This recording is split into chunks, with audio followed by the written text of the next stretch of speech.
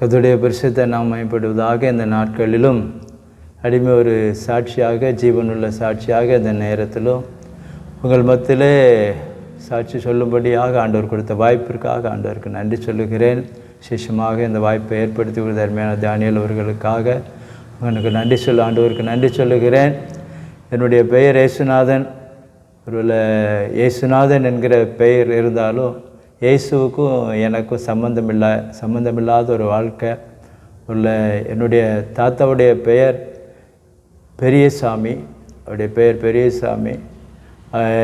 அத்திமரப்பட்டி கிராமம், தூத்துக்குடி அருகில் உள்ள அத்திமரப்பட்டி கிராமம். அந்த கிராமத்தில் தான் அவங்க பிறந்து வளர்ந்தது எல்லாமே. என் தாத்தா ஒரு பெரிய ஜோசியர், அதாவது ஜாதகம் பார்க்கிறவர். அது மாத்திரம் இல்லை, அநேகருக்கு குறி சொல்லுகிறவராக இருந்தார். கடைசியாக அவருடைய அவருடைய வியாதிப்பட்டு மரண படுக்கைக்குள்ளாகான பொழுது என்னுடைய தாயாரை அழைத்து, மகளே, நான் இந்த இந்து முறைப்படி, நான் இந்து மதத்தின்படி எல்லா சாஸ்திரங்களையும் நான் கற்றுக்கொண்டேன். ஆனாலும் இப்பொழுது என்னுடைய வாழ்க்கையில் நான் மரணத்துக்குள்ளாக நான் கடந்து செல்ல போகிறேன். ஒருவேளை நான் எந்த தெய்வத்தை நம்பியிருந்தேனோ அந்த தெய்வம்தான் இப்பொழுது என்னுடைய உயிரை வாங்குவதற்காக நின்று கொண்டு இருக்கிறது. ஆகையினால் நான் உனக்கு ஒரு அன்போடு கூட ஒரு வேண்டுகோள் வைக்கிறேன். நீ தூத்துக்குடி பட்டணத்திற்கு போய் உன்னுடைய பிறக்கிற பிள்ளைகள் எல்லாருக்குமே நீ கிறிஸ்துவ பெயர் வைத்து நீ கிறிஸ்துவ மதத்துக்கு போய்விடு என்று சொல்லி, ஒரு சில நாட்களுக்குள்ளாக என்னுடைய தாத்தா மரித்து போய்விட்டார்கள். ஆகையினால் என்னுடைய தாயார் தூத்துக்குடி பட்டணத்துக்கு வந்தார்கள். என்னுடைய தகப்பனாருக்கு சொந்த ஊர் மரவன் மடம். அவர்களும் என்னுடைய தாயாரும் தூத்துக்குடி பட்டணத்தில் பிரைன் நகர் 5ஆம் நம்பர் தெருவில் எங்களுக்கு சொந்த வீடு இருந்தது. அந்த வீட்டிலே இருந்தார்கள். அப்பொழுதுதான் எங்கே போகலாம், கிறிஸ்துவ மதத்துக்குன்னா எங்கே போகலாம் அப்படின்னு யோசிச்சு கொண்டு இருக்கும் பொழுது பிரைன் நகர் 7ஆம் நம்பர் தெருவில் ஒரு சர்ச்சில் வச்சு ஜெபம் நடந்து கொண்டிருந்தது. அந்த சர்ச்சு இம்மானுவேல் ஆலயம் என்று சொல்வார்கள். அப்போ அங்கே போகலாம் அப்படின்னு சொல்லிட்டு தூத்துக்குடி பிரைன் நகரில் உள்ள அந்த இம்மானுவேல் ஆலயத்துக்கு என்னுடைய தகப்பனாரும் தாயாரும் கடந்து சென்று அங்கே மெம்பராக அந்த சபையில் விசுவாசியாக சேர்க்கப்பட்டார்கள். அங்கே அவர்கள் ஞானஸ்நானம் பெற்று என்னுடைய தாயாருக்கு ஜெபமணி என்று பெயர் வைத்தார்கள். என்னுடைய தகப்பனாருக்கு பிச்சைமணி என்று பெயர் வைத்தார்கள். 2 பேரும் குடும்பமாக அந்த ஆலயத்தை கடந்து சென்று கொண்டிருந்தார்கள். அப்பொழுதுதான் குழந்தை பிறந்த என்னுடைய தாயாருக்கு முதலாவது குழந்தை என்னுடைய அண்ணன் ஏசுதாசன். அவனுக்கு ஏசுதாசன் என்று பெயர் வைத்தார்கள். எனக்கு ஏசுநாதன் என்று பெயர் வைத்தார்கள். என்னுடைய சகோதரனுக்கு ஏசு அடியான் என்று பெயர் வைத்தார்கள். என்னுடைய சகோதரிக்கு ஏசு நேசம் என்று பெயர் வைத்தார்கள். அதற்கு பிற்பாடு அப்படியாக ஒரு 3 குழந்தை பிறந்து இறந்து விட்டது. 8ஆவதாக என்னுடைய சகோதரன், கடைசியாக 8ஆவது சகோதரன் பிறந்தான். அவனுக்கு எட்வர்ட் என்று பெயர் வைத்தார்கள். இப்படியாக குடும்பமாக பிரைனர் பகுதியில் வாழ்ந்து கொண்டிருந்தோம். என்னுடைய தகப்பனாருக்கு அநேக பாவ பழக்கங்களில் வாழ்ந்து கொண்டிருந்தார். என்னுடைய தகப்பனார் சாராயம் குடிக்கிறவராக இருந்தார். எப்பொழுதுமே குடிகாரராக இருந்தார். அது மாத்திரம் இல்லை, என்னுடைய தகப்பனார் வேசித்தனம், விபச்சாரம், இப்படிப்பட்ட காரியங்களுக்குள்ளாக கடந்து செல்வார். அது மாத்திரம் இல்லை, என்னுடைய தகப்பனார் ஒரு சூதாடியாக இருந்தார். ஒருவேளை எங்களுக்கு அந்த நாட்களிலே அநேக வசதி வாய்ப்புகள் இருந்தது, நிறைய சொத்து சுகங்கள் இருந்தது. ஆனால் என்னுடைய தகப்பனார் சூதாடுவதற்கு ரொம்ப முக்கியத்துவம் கொடுப்பார். எப்பொழுதும் குடிப்பழக்கம் உள்ளவராக இருப்பார். எப்பவும் குடிச்சுக்கொண்டே இருப்பார். அது மாத்திரம் இல்லை, அவர் ஒரு கஞ்சாடிக்காரராக இருந்தார். என்னுடைய தகப்பனார் ஒரு நல்ல மனுஷன் அல்ல, ஒரு துன்மார்க்கமான வாழ்க்கை வாழ்ந்தார். ஆனாலும் பிள்ளைகளை வளர்க்க வேண்டும் என்று சொல்லி அக்கறை உள்ளவராக எங்களை வளர்த்து கொண்டிருந்தார். ஆனாலும் எல்லா சொத்துக்களையும் என்னுடைய தகப்பனார் என்ன செய்தார்னா சூதாட்டத்தில் இழந்தார். இங்கேருந்து சென்னைக்கு சென்று அந்த நாட்களிலே குதிரை ரேஸ், இந்த மாதிரி ரேஸில் சம்மந்தப்பட்டு எங்களுக்கு இருந்த எல்லா வயல் நிலங்கள், எல்லா வீடு வாசல்கள், எல்லா விதமான சொத்து சுகங்களையும் அந்த சூதாட்டத்தில் இழந்து விட்டார். அப்படி ரொம்ப வறுமைக்குள்ளாக தள்ளப்பட்டோம். ரொம்ப கஷ்டம், சாப்பாட்டுக்கே வழி இல்லாத ஒரு நிலைமை. என்னுடைய தாயார் ஒரு நல்ல குணம், எல்லா நேரத்திலும் நம்ம பொறுமையாக இருப்பார்கள். என்னுடைய தகப்பனார் என்ன செய்தாலும் கண்டுகொள்ளவே மாட்டார்கள், பொறுமையாக இருப்பார்கள். ஆனால் என்னுடைய தகப்பனார் அப்படியாக வீட்டுக்கும் பிரயோஜனம் இல்லாமல், நாட்டுக்கும் பிரயோஜனம் இல்லாமல் இருக்கிற எல்லா சொத்துக்களையும் செலவழித்து, எல்லாவற்றையும் சூதாடி எல்லாவற்றையும் செலவழித்து விட்டார். எல்லாவற்றையும் காலி பண்ணிட்டார்.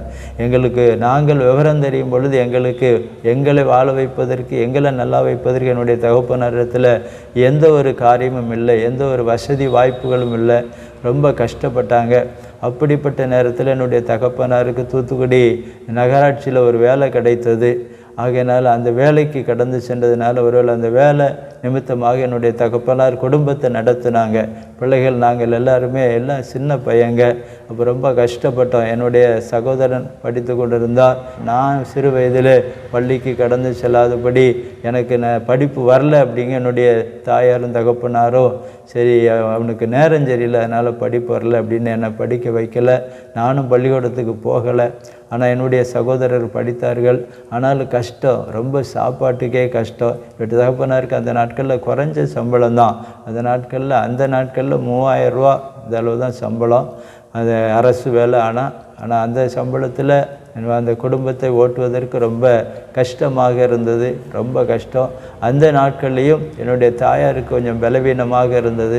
ஆகையினால என்னுடைய தாயாருடைய வியாதிக்காக, அந்த செலவுக்காக அங்கங்கே கடனை வாங்கி மறுபடியும் கடன்காரனாக என்னுடைய தகப்பனாரை மாற்றப்பட்டார். ரொம்ப வட்டி கடன் வாங்கினாங்க, கொடுக்க முடியல. 10 பைசா வட்டிக்கு வாங்கினாங்க. ரொம்ப கஷ்டம். மாதம் சம்பளத்தை எடுத்து அந்த சம்பளத்தை அப்படியே அந்த வட்டி கடன் தான் கொடுப்பாங்க. வீட்டுக்கு கொடுக்க மாட்டாங்க. ரொம்ப கஷ்டம். எம்மாவது நைட்டில் வரும்பொழுது 5 இட்லி 10 இட்லி வாங்கிட்டு வருவாங்க. அதைத்தான் பிள்ளைகளுக்கு கொடுப்பாங்க. நாங்களும் அப்படிப்பட்ட ரொம்ப கஷ்டத்துக்குள்ளாக கடந்தோம். ரொம்ப வேதனையோடு கூட இருந்தது. ஆகையினால அந்த நாட்களில் தான் அந்த கஷ்டத்தின் மத்தியில் வாழ்ந்து கொண்டு இருக்கும் பொழுது எப்படி என்ன செய்யலாம் அப்படின்னு நினச்சி கொண்டு இருக்கும்போது என் தகப்பனுடைய வாழ்க்கையில் ரொம்ப கஷ்டத்தின் மத்தியில் வாழ்ந்தாங்க. அந்த கஷ்டமான நேரத்தில் எப்படி வாழ என்றே தெரியாத ஒரு சூழ்நிலை வந்தது. அப்படிப்பட்ட நிலைமையில் என்னுடைய தகப்பனார் கொஞ்சம் வைராக்கியமானால், ஒருவேளை அதாவது கிறிஸ்தவ மதத்துக்கு சும்மா பேர் அளவில் கிறிஸ்தவ ஆலயத்துக்கு போனாலும் வருஷத்தில் 2 தடவை போவாங்க. ஒருவேளை அந்த கிறிஸ்துமஸ் அன்னைக்கும் ஒரு நியூ இயர் அன்னைக்கும் இருந்த ரெண்டு தடவையும் கோயிலுக்கு போவாங்க. அதுக்கப்புறம் கோயிலுக்கு போகிறத அப்படியே விட்டுட்டாங்க. அப்படியே ரொம்ப வீட்டில் கஷ்டம் வரையும் என்ன சாமி கும்பிட்டு என்ன செய்ய, நம்ம எந்த சாமி கும்பிட்டாலும் இப்படி தானே இருக்கிறது அப்படின்னு சொல்லிட்டு ஆலயத்துக்கு போகிறத விட்டுட்டாங்க. ஆலயத்துக்கு போகிற விட்டு அப்படிப்பட்ட நிலைமையில் இருக்கும் பொழுது தான் என்னுடைய தகப்பனுடைய வாழ்க்கையில் கஷ்டத்தின் மத்தியில் இருக்கும் பொழுது எப்படி வாழ வழியே இல்லை அப்படின்னு நினச்சிட்டு இருக்கும்போது என்னுடைய தாயாருக்கு ரொம்ப பலவீனமாக இருந்தது. அவர் ரொம்ப வியாதிப்பட்டார்கள். அந்த நாட்களில் செலவுக்கு கூட பணம் கிடையாது. ஆஸ்பத்திரியை கூப்பிட்டு போனால் கூட பணம் கிடையாது. அப்படிப்பட்ட கஷ்டமான நிலைமையில் வாழ்ந்து கொண்டு இருக்கும் பொழுது தான் என்னுடைய தாயார் இடத்துல சொப்பனத்தில் என்னுடைய தாத்தா வழிபட்ட தெய்வம் எங்கள் தாயார் இடத்துல சொப்பனத்தில் நீ ஏன் இவ்வளவு கஷ்டப்படுத, நீ என்ன கும்பிடாம நீ பாட்டுக்க கிறிஸ்தவ மதத்துக்கு போகிறேன்னு போயிட்டியே, நீ என்ன கும்பிடு, உங்கள் அப்பா என்னை கும்பிட்டாங்கல்ல, நீ என்னை கும்பிடு, நான் உன்னை நல்லா வைப்பேன் அப்படின்னு சொன்னது. அப்போது எங்கள் அம்மா அந்த சத்தத்தை கேட்டாங்க, சொப்பனத்தில் பார்த்தாங்க.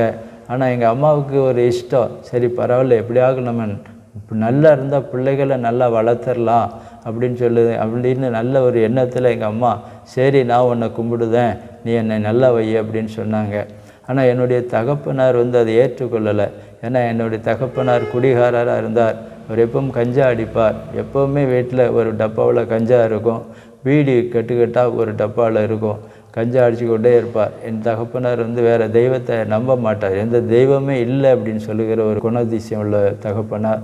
ஆகையினால எங்கள் அம்மா சொன்னாங்க, எங்கள் அப்பாவை கும்பிட்ட சாமி என்கிட்ட சொல்லுது, என்னை நல்லா வைப்பேன், நீ என்னை கும்பிடுன்னு சொல்லுது அப்படின்னு சொன்னாங்க. ஆனால் என்னுடைய தகப்பனார் அதை ஏற்றுக்கொள்ளலை. அதெல்லாம் எந்த சாமியும் நல்லா வைக்காது, நீ எல்லாம் அதெல்லாம் கும்பிடக்கூடாது, அதெல்லாம் ஏற்றுக்கொள்ளக்கூடாது அப்படின்னாங்க. ஆனால் மறுபடியும் அந்த சாமி எங்கள் அம்மாட்ட பேசிச்சு, நீ என்னை கையெடுத்து கும்பிடு, நிச்சயமாக நான் உன்னை நல்லா வைப்பேன் அப்படின்னு சொல்லிச்சு. உடனே எங்கள் அம்மா மறுபடியும் என் தகப்பனார்ட்ட சொன்னாங்க, மறுபடியும் அந்த சாமி சொல்லுதுங்க, நம்ம எவ்வளோ கஷ்டத்தில் இருக்கோம், பிள்ளைகளுக்கு கூட ஆகாரம் வாங்கி கொடுக்க முடியாத ஒரு கஷ்டத்தில் இருந்துக்கிட்டு இருக்கோமே அப்படின்னு சொல்லும் பொழுது எங்கள் அப்பா சொன்னாங்க, எங்கள் அப்பாவுக்கும் அந்த நாட்களில் காலில் ஒரு புண்ணு இருந்தது. அந்த புண் செப்டிக் ஆகிட்டு, அந்த புண் செப்டிக் ஆகி ரொம்ப கஷ்டப்பட்டு கொண்டு இருந்தாங்க. அப்போ அந்த நாட்களில் ஆஸ்பத்திரிக்கு போயிருந்தாங்க. ஆஸ்பத்திரிக்கு போகும்போது அந்த புண் டாக்டர் சொன்னாங்க, ஐயா அந்த புண் செப்டிக் ஆகிட்டு அந்த புண்ணுடைய நிறைய புழு வச்சுருக்குது, ஆகையினால அந்த காலை எடுத்துடணும், உங்களுக்கு எடுத்தால் தான் நீங்கள் வாழ முடியும், இல்லைன்னா அப்படியே கொஞ்சம் கொஞ்சமாக அது கால் முழுவதும் பரவிடும் அப்படின்னு சொன்னாங்க. முட்டிலேருந்து காலை எடுத்துடணும்னு சொல்லி டாக்டர் சொன்னாங்க பெரிய ஆஸ்பத்திரியில். அப்போ நான் தகப்பனார் என்ன நினைத்தானே, காலை எடுத்துட்டு நம்ம உயிரோடு கூட வாழவா, அதோடு நம்ம செத்துட்டா நல்லதே, இப்படி கால் எடுத்துகிட்டு எப்படி வாழ அப்படின்னு சொல்லிட்டு யோசித்து கொண்டு இரவோடு இரவாக பெரிய ஆஸ்பத்திரியிலேருந்து ஒரு ஆட்டோ பிடிச்சி வீட்டுக்கு வந்துட்டாங்க. வீட்டில் உட்கார்ந்துருக்குறாங்க. அப்போ தான் இந்த சாமி சொல்லுது, நான் உங்களை நல்லா வைப்பேன் அப்படின்னு சொல்லி எங்கள் அம்மா மூலியமாக ஆடி சொல்லுது, நான் உங்களை நல்லா வைப்பேன், நீங்கள் ஏன் கஷ்டப்படுறீங்க, நீங்கள் என்னையை கும்பிடுங்க அப்படின்னு சொன்னிச்சு. அப்போ எங்கள் அப்பா சொன்னாங்க, தெய்வமே இல்லை அப்படின்னு சொல்லுவாங்க, எந்த சாமியும் கிடையாதுன்னு சொல்லுவாங்க எங்கள் அப்பா. ஆனால் அப்படிப்பட்ட ஆள் சொன்னாங்க, நானும் உன்னை கையெடுத்து கும்பிட்றேன், ஆனால் என் காலை எடுக்கணும்னு டாக்டர் சொல்லியிருக்காரு, இப்போ அந்த கால் சுகமாயிட்டுன்னா நானும் உன்னை கும்பிடுதேன் அப்படின்னு சொன்னாங்க. உடனே அந்த சாமி சொல்லிச்சு, நான் உன்னை சுகமாக்குறேன் அப்படின்னு சொல்லிட்டு உடனே எங்கள் தாயார்கிட்ட சொல்லிச்சு. என் தாயார் மூலியமாக பேசிச்சு, ஒரு திருநார் பாக்கெட் வாங்கிட்டு வா, சூடம் வாங்கிட்டு வா அப்படின்னு சொல்லி உடனே சூடமும் திருநாரும் எங்கள் அப்பா வாங்கிட்டு வந்தாங்க.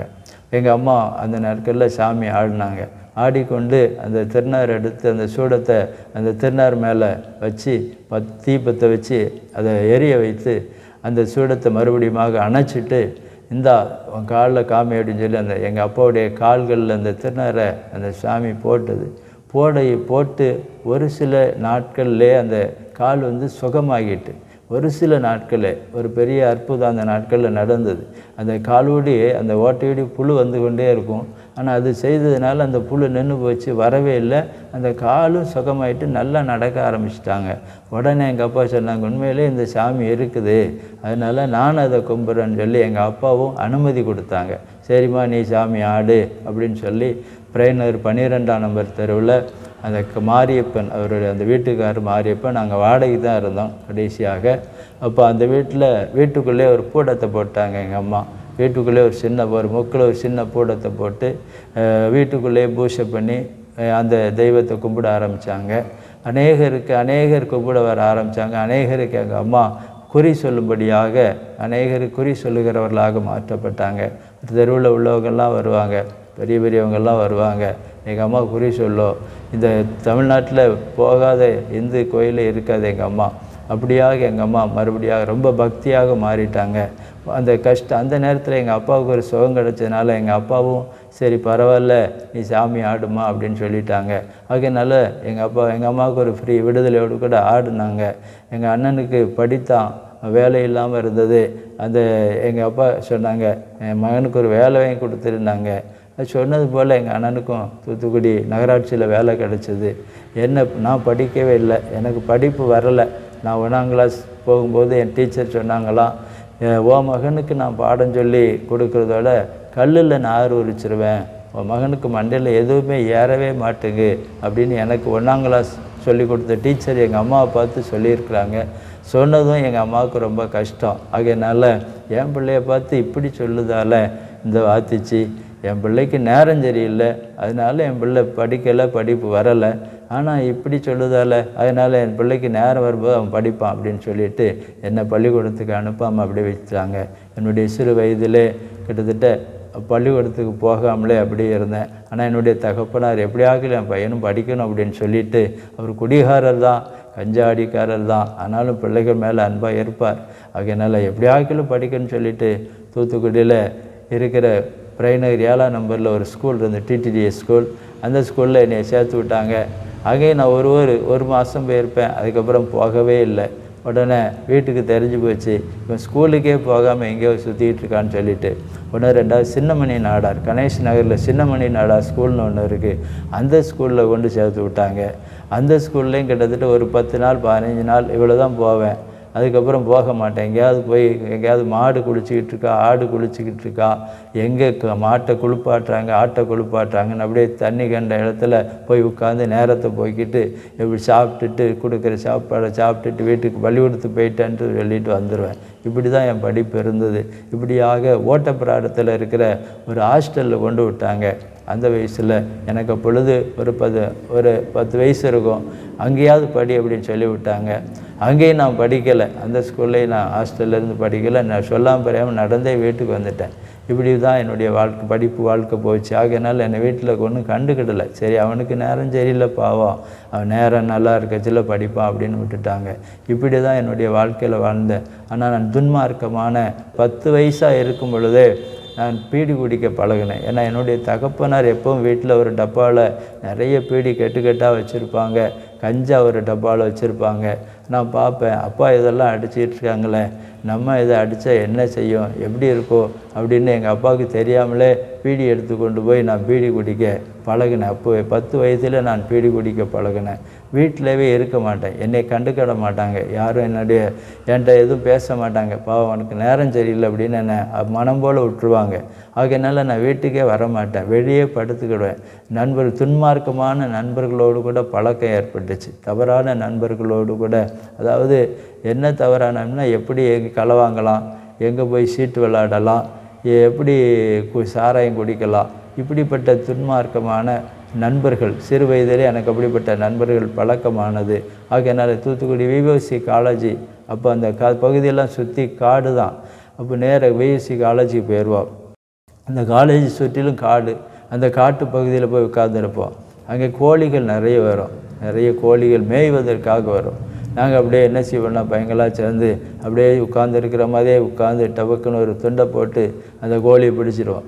பிடிச்சி கொண்டு போய் கடையில் போட்டு இல்லை வியாபாரிகிட்ட கொடுத்துட்டு அதை வாங்கிட்டு அதை வச்சு பீடி அடிக்க, இப்படியே சாப்பிட, இப்படியே சின்ன சின்ன திருட்டு பழக்கத்தில் தான் அடிமையாக்குவேன். அப்படியே திருடுவதற்கு நான் பழகின நண்பர்களோடு சேர்ந்து அப்படியாக பழகி கொண்டிருந்தேன். அது மாத்திரம் இல்லை, அந்த நேரத்தில் 12 வயது இருக்கும் பொழுது அப்போ தமிழ்நாட்டில் சாராய கடை திறந்தாங்க, கவர்மெண்ட்டு சாராய கடை திறந்தாங்க.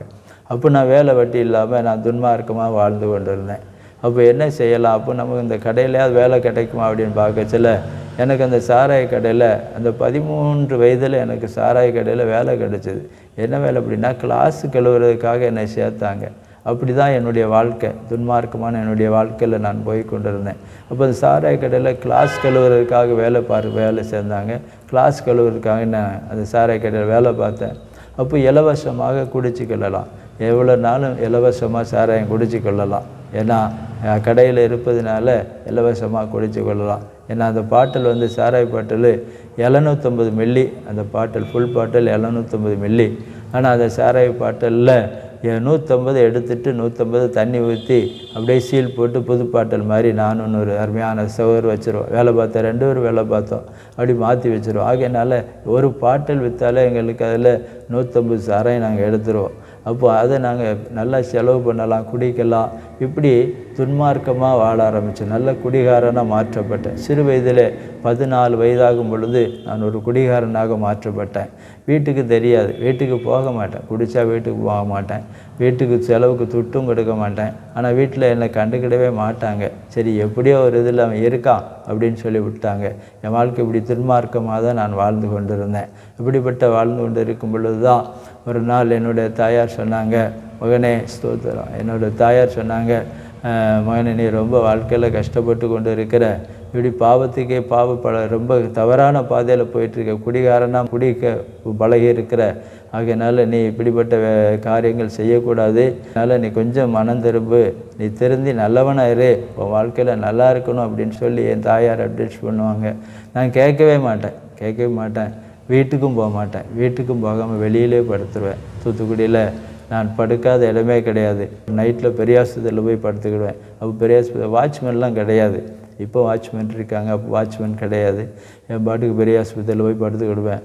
விஓசி காலேஜில் போய் படுத்துக்கிடுவேன். அங்கேயும் அப்படி தான், வாட்ச்மேன் கிடையாது. விஓசி காலேஜில் போய் படுப்பேன். வாட்டர் டேங்கில் படுத்துக்கிடுவேன்.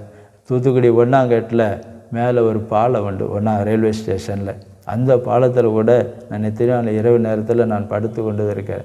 இப்படியாக நான் துன்மார்க்கமாக வாழ்ந்து கொண்டிருந்தேன். அப்போ தான் வீட்டில் சொன்னாங்க, இப்படியே வாழ்ந்து கொண்டு இருக்கான, இவனுக்கு ஏதாவது ஒரு திருமணம் முடிச்சா திரும்பிடுவானா அப்படின்னு சொல்லி நினச்சி கொண்டு இருந்தாங்க. நான் பயங்கரமான ஒரு துன்மார்க்கேன். கிட்டத்தட்ட என்னுடைய வாழ்க்கையில் குடிகாரனாக மாறி, சிறு வயதிலே குடிகாரனாக மாறி சாராய வியாபாரம் பார்த்துக்கிட்டு இருந்தேன். அப்போது கடையில் வியாபாரம் பார்த்துக்கிட்டு இருந்தேன். கடை வியாபாரம், சாராய வியாபாரம் திடீர்னு அடைச்சிட்டாங்க. ஒரு சாராய கடையெல்லாம் அடைப்புன்னு சொல்லி அடைச்சிட்டாங்க. அப்போ பார்த்தேன், இப்போ சாராய கடை அடைச்சிட்டா என்ன செய்ய அப்படின்னு. அப்போது பிளாக்கில் பட்டை சாராயம் வாங்கி நம்ம விற்போம், தெரியாமல் அரசாங்கம் தெரியாமல் விற்போம் அப்படின்னு சொல்லிட்டு கள்ளச்சாராயம் வாங்கி விற்றோம். கள்ளச்சாராயம் சில நண்பர்களோடு சேர்ந்து கள்ளச்சாராயம் வாங்கி விற்றுக்கிட்டு இருந்தோம். குடிகாரனாக இருந்தேன். அப்போது அப்படி கள்ளச்சாராயம் வைக்கும்போது ஒரு நாள் காவல்துறையில் நான் பிடிபட்டேன். இப்படி கிட்ட ஒரு 4 தடவை சிறைச்சாலைக்கு போயிருக்கிறேன். 2 தடவை சிறைச்சாலையில் அடி வாங்கியிருக்கிறேன். சாராய கேஸில் போய் 2 தடவை அடி வாங்கியிருக்கிறேன். 4 தடவை நான் சிறைச்சாலைக்கு போயிருக்கிறேன். 2 தடவை சந்தேக கேஸில். ஏன்னா பஸ் ஸ்டாண்டில் படுத்து கிடக்கும் பொழுது என்னை கூட்டு போயிட்டாங்க. பஸ் ஸ்டாண்டில் படுத்து கிடக்கும் பொழுது சந்தேக கேஸில் பிடிச்சிட்டு போயிருக்கிறாங்க. ஒரு ட்ரிப்பு மறுபடியும் ஒரு நாள் ஒரு இடத்துல சண்டை போட்டு கொண்டு இருக்கும் பொழுது பிடிச்சிட்டு போயிருக்கிறாங்க. அது மாத்திரம் இல்லை, ஒரு நாள் நான் குடிச்சிட்டு ரோட்டில் நின்று கலாட்டா பண்ணிகிட்டு இருக்கும் பொழுது பிடிச்சிட்டு போயிருக்கிறாங்க. இப்படி 4 தடவை சிறைச்சாலையை பிடிச்சிட்டு போயிருக்கிறாங்க. ஒரு தடவை நான் 1 மாதம் நான் சிறைச்சாலைக்குள்ளாக இருந்தேன். 1 மாதம் தூத்துக்குடியில் இருக்கிற சப்ஜெயிலில் 1 மாதம் இருந்திருக்கிறேன். அங்கே கொடுக்குற ஆகாரம் காலையில் மாத்திரம்தான் ஒரு நேரம் கூழ் கொடுப்பாங்க. ஆமாம், அந்த என்ன கூழ் அப்படின்னா காலையில் 5 மணிக்கெல்லாம் எழுப்பி குளிக்க வச்சுருவாங்க. சிறைச்சாலையில் குளிக்க வச்சுட்டு ஒரு 10 சுண்டல் கொடுப்பாங்க. அந்த சுண்டலோடு கிடக்கணும். மத்தியானம் ஒரு அகப்பை சோறு, ஒரு அகப்பை களி கொடுப்பாங்க. இதான் சாப்பிடணும். இப்படி சாப்பிட்டுக்கிட்டு 1 மாதம் சிறைச்சாலையில் நான் கஷ்டப்பட்ட சிறைச்சாலையில் இருந்தேன். ஆனாலும் என் வாழ்க்கையில் மாற்றம் இல்லை. கடைசியாக சிறைச்சாலையில் என்னுடைய தகப்பனார் தான் எங்கள் அம்மாவுடைய கம்மலை வாங்கி விற்று இருந்த ஒரே ஒரு கம்மல், இந்த கம்மலை வாங்கி விற்று அதை வச்சு என்னை வெளியே எடுத்துகிட்டு வந்தாங்க. வேறு யாரும் எடுக்கலை. இப்போ இப்படிப்பட்ட ஒரு வாழ்க்கையில் தான் வாழ்ந்து கொண்டு இருந்தேன், துன்மார்க்கமான வாழ்க்கை. அப்போ எங்கள் அம்மாவுக்கு என்னுடைய தாயாருக்கு ரொம்ப வியாதி. என் தாயாருக்கு ரொம்ப ஒரு சில பலவீனங்கள் வந்தது. அப்போது உடனே எங்கள் அம்மா சாமி ஆடிக்கிட்டு இருக்கும்போது எங்கள் அப்பா கேட்டாங்க, ஏன் நீ தான் சாமி ஆடிக்கிட்டு இருக்க, உனக்கே இந்த பலவீனம் அப்படின்னு சொல்லி கேட்கும் பொழுது என்னுடைய தாயார் சொன்னாங்க, சாமி ஆடிக்கிட்டு சொன்னாங்க, இவளுக்கு நேரம் சரியில்லைப்பா, அதனால் இவள் பலவீனப்பட்டு இருக்கிறா, இவளுடைய வாழ்க்கை முடிஞ்சு போயிடும், இவளுக்கு நேரம் சரியில்லை அப்படின்னு அந்த தெய்வம் சொல்லிச்சு. உடனே எங்கள் அப்பா என்ன செஞ்சாங்கன்னா, நாங்கள் அது மேலே ரொம்ப நம்பிக்கையாக இருந்ததுனால சரி நேரம் சரியில்லையா அப்படின்ட்டு அப்படியே யோசித்துட்டு அப்படியே ஒன்றும் கண்டுக்கிடலை. சரி நேரம் சரியில்லைன்னா என்ன செய்ய முடியும் அப்படின்ட்டு. ஆனால் எங்கள் அம்மா ரொம்ப சுகமில்லாமல் ஆனாங்க. சுகமில்லாமல் ஆகும் பொழுது ரொம்ப வியாதியில் கஷ்டப்பட்டு கொண்டு இருந்தாங்க. அந்த நாட்களில் தான் எப்படியாக்கள் என் மகனுக்கு ஒரு திருமணம் முடித்து வைக்கணும் அப்படின்னு நினச்சி எனக்கு பொண்ணு பார்க்க ஆரம்பித்தாங்க. அப்போ நான் ஒரு வேலையுமே பார்க்கல. ஆனால் அந்த நாட்களில் என்ன செய்யலாம், பொண்ணு கொடுக்க மாட்டாங்களே அப்படின்னு சொல்லிட்டு தூத்துக்குடி அனல் மின்சாரத்தில் கான்ட்ராக்டில் வேலை பார்ப்போம்னு சொல்லி கான்ட்ராக்டில் வேலை கிடச்சிது. அப்போ அந்த வேலையில் சரி பார்ப்போம், இந்த வேலையை பார்ப்போம், அனல் மின்சாரத்தில் வேலை பார்ப்போம் அப்படின்னு சொல்லிட்டு வேலைக்கு போனேன். கிட்டத்தட்ட ஒரு அந்த இடத்துல வேலைக்கு போகும்பொழுது தான் போய் ஒரு மாதத்துலே எனக்கு எப்படியாக்கள் திருமணம் நடத்தி வைக்கணும்னு சொல்லி எங்கள் அம்மா ஆசைப்பட்டதுனால, பொண்ணு பாருங்கள் அனல் மின்சாரத்தில் வேலை பார்க்குறேன் அப்படின்னு சொல்லிடலாம் அப்படின்னு சொல்லி எங்கள் வீட்டில் பொண்ணு பார்க்க ஆரம்பித்தாங்க. எனக்கு பொண்ணு பார்க்க ஆரம்பித்தாங்க.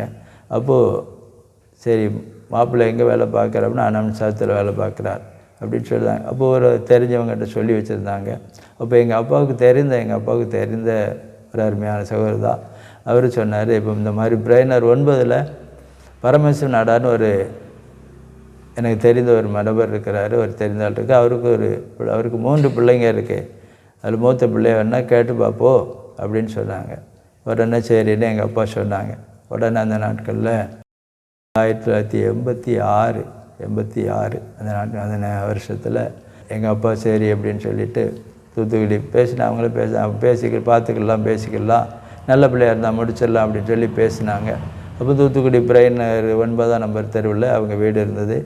எங்கள் வீடு 12ஆம் நம்பர் தெருவில் இருந்தது. அதனால் பக்கத்தில் தான் இருந்தது. அதனால் சரி அப்படின்னு கல்யாணம் பேசினாங்க. ஓகே ஆகிடுச்சு. சரி பிடிச்சி போச்சு, 2 பேருக்குமே பிடிச்சி போச்சு. அப்போ மாப்பிள்ளை எங்கே வேலை பார்க்குறாரு, அனல் மின்சாரத்தில் வேலை பார்க்குறாரு அப்படின்னு சொல்லிட்டாங்க. சரிட்டு நிச்சயம் பண்ணிட்டாங்க. சரி கல்யாணம் முடிக்கலாம் அப்படின்னு சொல்லி நிச்சயம் பண்ணிட்டாங்க. நிச்சயம் பண்ண ஒரு சில நாட்கள்லேயே அந்த கான்ட்ராக்ட் முடிஞ்சது. அதனால் வேறு கான்ட்ராக்டில் போகலான்னா அவங்க வேறு கான்ட்ராக்டில் ஆள் எடுக்கலை. அதனால் எனக்கு வேலை இல்லாமல் போச்சு. அதனால் வீட்டில் தான் உட்காந்துட்டு இருந்தேன். என்ன செய்யலாம் அப்படின்னு சொல்லிட்டு சும்மாவே ரோட்டில் உட்காந்துட்டு இருப்பேன். வேலை இல்லை என்ன செய்ய, வேலை கிடைக்கட்டும் பார்க்கலாம் அப்படின்னு சொல்லிட்டு இந்த நாட்களில் தான் மறுபடியுமாக சாராய கடைக்கு வேலைக்கு போனேன். மறுபடியுமாக நான் சாராய கடைக்கு வேலைக்கு போனேன். அப்போ சாராய கடை, கள்ளுக்கடை எல்லாம் திறந்தாங்க. 2வது சாராய கடைக்கு வேலைக்கு போனேன். சாராய கடையில் தான் வேலை பார்த்தேன், வேறு வேலை கிடையாது. அப்படிப்பட்ட சூழ்நிலைகளை என்ன செய்யலாம் அப்படின்னு இருக்கும் பொழுது என்னுடைய மனைவிக்கு ரொம்ப கஷ்டம். இப்படி அனமின்சாரத்தில் வேலை பார்க்குறாங்கன்னு சொன்னாங்க. அனமின்சாரத்தில் வேலை பார்க்கல, இப்போ வேறு வேலையும் பார்க்கல, சும்மாவே இருக்காங்களே அப்படின்னு சொல்லிட்டு குடும்ப வாழ்க்கையில் நிம்மதி இல்லாமல் கஷ்டத்தின் மத்தியில் தான் வாழ்ந்து கொண்டு இருந்தோம். இப்படிப்பட்ட கஷ்டமான ஒரு சூழ்நிலை, வேலை இல்லாதனால நிம்மதி இல்லாத வாழ்க்கை. வீட்டுக்கு செலவுக்கு துட்டு கிடையாது, சாப்பிட துட்டு கிடையாது. குடும்பத்தில் என்ன செய்யலான்னு பார்த்தாங்க. குடும்பத்தில் ஏதாவது பண்ணலான்னு பார்த்தா ஒன்றும் பண்ண முடியல. வேலை வெட்டி இருந்தால் தான் இங்கே எப்படியாவது ஒரு தனி கொடுத்தனமாவது வைக்கலாம். தனி கொடுத்தனம் வைக்கிறதுக்கும் வேலை இல்லாமல் இருக்கான்னு சொல்லிவிட்டு எங்கள் அம்மா கஷ்டத்தின் மத்தியிலையோ எனக்கும் எப்படியாவது சாப்பாடு போட்டு கஷ்டத்தின் மத்தியில் இருந்தாங்க. அந்த நாட்களில் எங்கள் அம்மா ரொம்ப வியாதிப்பட்டாங்க. ரொம்ப வியாதிப்படையும் என்ன செய்யலாம் அப்படின்னு சொல்லி யோசனைன்னு இருக்கும் பொழுது தான் எங்கள் அம்மா ஜாதகத்தை எடுத்துக்கொண்டு பார்த்தாங்க. எங்கள் அம்மாவுடைய ஜாதகத்தில் எங்கே போய் பார்த்தாலும் நேரம் சரியில்லை அப்படின்னே வந்து கொண்டு இருந்தது. இப்போ எங்கே போனாலும் நேரம் சரியில்லை அப்படிங்காங்களா. அப்போ நேரம் சரியில்லைனாலும் நமக்கு வியாதியாக இருக்கிறது அப்படின்னு நினச்சி கொண்டு இருந்தாங்க. அப்போ அப்படிப்பட்ட சூழ்நிலைகளில் தான் என் தாயார் சொன்னாங்க, மகனே நீ தான் வேலை வெட்டி இல்லாமல் இருக்க, நீ தான் ரொம்ப கஷ்டப்பட்டு கொண்டு இருக்க, உனக்கு தான் வேலை இல்லாமல் இருக்கிறது. எங்கள் அண்ணன் முனிசிபலில் வேலை பார்க்கான், தம்பி முனிசிபலில் வேலை பார்க்கான், என்ன நீ தான் வேலை இல்லாமல் ரொம்ப கஷ்டப்படுத அப்படின்னு சொல்லி உனக்கு நீ ஒன்றைய நான் கும்பிடுறது சாமி, எனக்கு நேரம் சரியில்லை, என்னை விட்டு விளையிறோம் நேரம் சரியில்லைன்னு. அதனால் நீ என்ன செய்ய, அந்த சாமி ஆடு, நீ சாமி ஆடு, ஒன்றையும் அந்த சாமி நல்லா வைக்கும். நீ தான் வேலை வெட்டி இல்லாமல் இருக்க, ஒன்றையும் நல்லா வைக்கும், நீ அதுக்கு உண்மையாக இரு அப்படின்னு சொன்னாங்க எங்கள் அம்மா. அப்போ நான் யோசனை பண்ணேன், நான் எப்படி ஆட முடியும், நான் ஒரு குடிகாரனாக இருக்கேன், நானும் கஞ்சாடிக்காரனாக இருக்கிறேன். ஏன்னா எங்கள் அப்பா வச்சுட்டு போகிறதெல்லாம் தெரியாமல் எடுத்துகிட்டு போய் நானும் கஞ்சா அடிப்பேன். கஞ்சா அடிக்க பழகிட்டேன். எப்படி இருக்குன்னு பார்ப்போன்னு குடிக்க கொஞ்சம் பழகுனது தான். அது அப்படியே பழக்கமாகி ரொம்ப பழக்கமாகிட்டு அப்போ தவறான நண்பர்கள், எனக்கு கூட பழகின நண்பர்கள் வசதி உள்ளவங்க. அப்போ வசதி உள்ள அவங்க நல்லா துட்டு கொண்டு வருவாங்க, ஆனால் நான் துட்டு கிடையாது. ஆனால் என்னையும் நல்லா என்ன செய்வாங்கன்னா நல்லா சாராயம் வாங்கி கொடுப்பாங்க, நல்லா கஞ்சா அடிக்க வைப்பாங்க. அப்போது கஞ்சா வியாபாரம், கஞ்சா ஒரு பொட்டனா 50 பைசா தான். அந்த கஞ்சா வந்து 50 பைசா தான் ஒரு பொட்டனம். அப்படி டெய்லி ஒவ்வொரு பொட்டனை வாங்கிட்டு நேராக விவசி காலேஜுக்கு போயிடும் கஞ்சா அடிக்க. இப்படி கஞ்சா அடிச்சுக்கிட்டு கஞ்சா அடித்து தான் என் வாழ்க்கையில் அப்படியே ஓடிக்கிட்டு இருக்கு. கஞ்சா அடிக்கும், பீடி அடிக்கும், சாராயம் குடிக்கும், இதுதான் வாழ்க்கையாக இருக்குது, நிம்மதி இல்லாத வாழ்க்கை. இப்படிப்பட்ட சூழ்நிலை தான் எங்கள் அம்மா சொன்னாங்க, மகனே நீ ஆடுற சாமி ஆடு, இது ஒன்று நல்லா வைக்கும்பா அப்படின்னு சொன்னாங்க. ஆனால் எங்களுக்கு வந்து அந்த தெய்வத்தின் நம்பிக்கை தான் இருந்தவழி, எங்களுக்கு இயேசு தெரியாது. இயேசுநாதன் தான் என் பேர், இயேசுநாதன் தான். ஆனால் இயேசுக்கும் எங்களுக்கு சம்மந்தம், நாங்கள் வந்து முற்றிலும் சாமியாடி குடும்பம் மாறிட்டோம். ஏன்னா என்னுடைய தாத்தா சாமி ஆடினதுனால அந்த சாமி எங்கள் அம்மாட்ட வந்து பேசுறதுனால நாங்கள் அப்படியே சாமியாடி குடும்பமாக மாறிட்டோம். எங்களுக்கு இயேசுவை தெரியாது. நானும் கடைசியாக எங்கள் அம்மா சொன்னாங்க, நீ அது சாமி ஆடுப்பா, இவனை நல்லா வைக்கும்னு சொன்னாங்க எங்கள் அம்மா. உடனே நானும் சரி அப்படின்னு சொல்லிவிட்டு 15 நாள் அதற்காக விரதம் இருக்கணும்னு சொன்னாங்க. அப்போ சரி அப்படின்னு ஒரு 15 நாள் அதற்காக ஒரு நேரம் ஆகாரம் சாப்பிட்டு விரதம் இருந்து 15 நாள் விரதம் இருந்தேன். ஆனால் அந்த விரதம் இருந்து முடிக்கவும் எனக்குள்ளே அந்த ஆவி வந்துட்டு, எனக்குள்ளே அந்த சாமி வந்துட்டு நான் சாமி ஆட ஆரம்பித்தேன். எங்கள் அம்மா மரண படுக்கையில் இருந்தாங்க. எங்கள் அம்மா ரொம்ப வியாதியாக இருந்தது. அப்போது இப்படி மரண படுக்கையில் கிடக்காங்களே அப்படின்னு சொல்லிட்டு எங்கள் அம்மா ஆஸ்பத்திரி தூக்கிட்டு போனோம். எங்கள் அம்மாவுக்கு சுகமாகலை. எங்கள் அம்மா பேர் ஜெபமணி தான். ஆனாலும் எங்கள் அப்பாவுக்கு ஒரு அற்புதம் நடந்ததுனால, வாழ்க்கையில் கஷ்டமாக இருந்ததுனால எங்கள் அம்மா மறுபடியும் அந்த இந்து தெய்வத்தை வழிபடும்படியாக கடந்து போனாங்க. இப்படிப்பட்ட கஷ்டமான ஒரு நேரத்தில் தான் நான் சாமியாட ஆரம்பித்தேன். நான் அதுக்கு உண்மையாக இருக்கணும் அப்படின்னு நினச்சி உண்மையாக இருந்தோம். வெள்ளி செவ்வாய்க்கெல்லாம் முழு விரதமாக இருப்போம். வெள்ளி செவ்வாய்க்குன்னா முழு விரதமாக இருந்து எப்படியாக்கில் நம்ம 4 பேருக்கு நன்மை செய்யணும், அந்த எண்ணம் தான், வேறு ஒன்றும் கிடையாது. எப்படியாக்கில் ஒரு 4 பேருக்கு நன்மை செய்யணும் அப்படிங்கிற ஒரு எண்ணத்தோடு கூட நாங்கள் அதுக்கு ஒப்பு கொடுத்து சரி அதுக்கு உண்மையாக இருப்போம், நம்ம நல்லா இருக்கலாம் அப்படின்னு நினச்சி நான் அதுக்கு என்னை ஒப்பு கொடுத்தேன். அப்போது அந்த சாமி எனக்குள்ளே வர ஆரம்பிச்சிது. அப்போ எனக்குள்ளே அதனுடைய பேர் முத்துமாரி. எங்கள் அம்மா முத்துமாரி ஆடினாங்க, அதே தெய்வம் தான் நான் ஆடினது முத்துமாரி. அப்போ அந்த தெய்வத்தை ஆடும் பொழுது அதற்கு ஒப்பு கொடுத்ததுனால அது என்னை நடத்திச்சு. அது சொல்லிச்சு, நான் உன்னை நல்லா வைப்பேன், எனக்கு 8 அடி உயரத்தில் நீ என்ன செய்யணும், சிலை வைக்கணும் அப்படின்னு சொல்லிச்சு. ஆமாம், அது என் கூட பேசும். அப்போது சரி அப்படின்னு சொல்லிட்டு இருந்தேன். அப்போ நானும் என் நண்பர் ஒரு ராமர், அவன் பேர் ராமர், இன்னொரு நண்பர் லட்சுமணன், 2 பேரும் அண்ணன் தம்பி தான். நான் எந்த சாமி ஆடிட்டு இருக்கேனோ அதே கோயிலில் தான் இவங்களும் ஆடினாங்க. நான் முத்துமாரி ஆடினேன், இன்னொரு தான் மாறி அக்கினி சட்டி எடுத்து ஆடுவாங்க. நீங்கள் பார்த்தா தெரியும், இந்த கோயில்களில் ஆடுறத பார்த்தா தெரியும். 3 பேர் ஒரு கோயிலில் 3 பேர் 4 பேர் ஆடுவாங்க.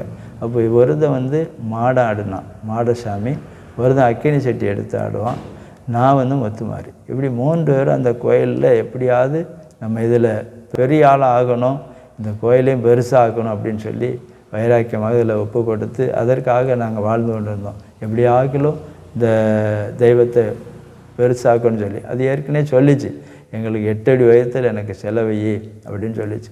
சரி அப்படின்னு நாங்கள் அதற்காக அர்ப்பணித்து வாழ்ந்து கொண்டு இருந்தோம். நான் தான் அதில் முக்கியமான ஆள், நான் தான் அதில் முக்கியமாக முதல்ல நிற்பேன். ஏன் சொல்லத்தான் எல்லோரும் கேட்பாங்க, அப்படிப்பட்ட சூழ்நிலை. ஆகையினால அதில் இருக்கும் பொழுது தான் அப்படி ஓடிக்கிட்டே இருந்தது. அப்போ நிறைய பேர் குறி கேட்க வருவாங்க.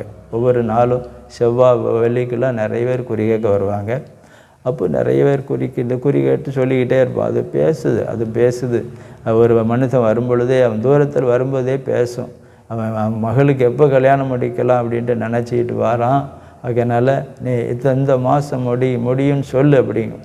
அப்போ நான் அது சொன்னதே அப்படியே சொல்லையும் அந்த மனிதன் வர்றவங்கெல்லாம் என்ன சாமின்றுவாங்க, சாமியே அப்படின்னு காலில் விழுந்துடுவாங்க. ஏன்னா அவங்க நினைக்கிறதையும் அது சொல்லுது. ஆகையினால என்ன சாமி ஆக்கிடுவாங்க, என் சாமி அப்படின்னு சொல்லி என் காலில் விழுவாங்க. இப்படித்தான் நான் வாழ்ந்து கொண்டு இருந்தேன். அப்போது நிறைய பேர் வருவாங்க. ஆனால் வெள்ளி செவ்வாய்க்கு தான் குறி கேட்க வருவாங்க.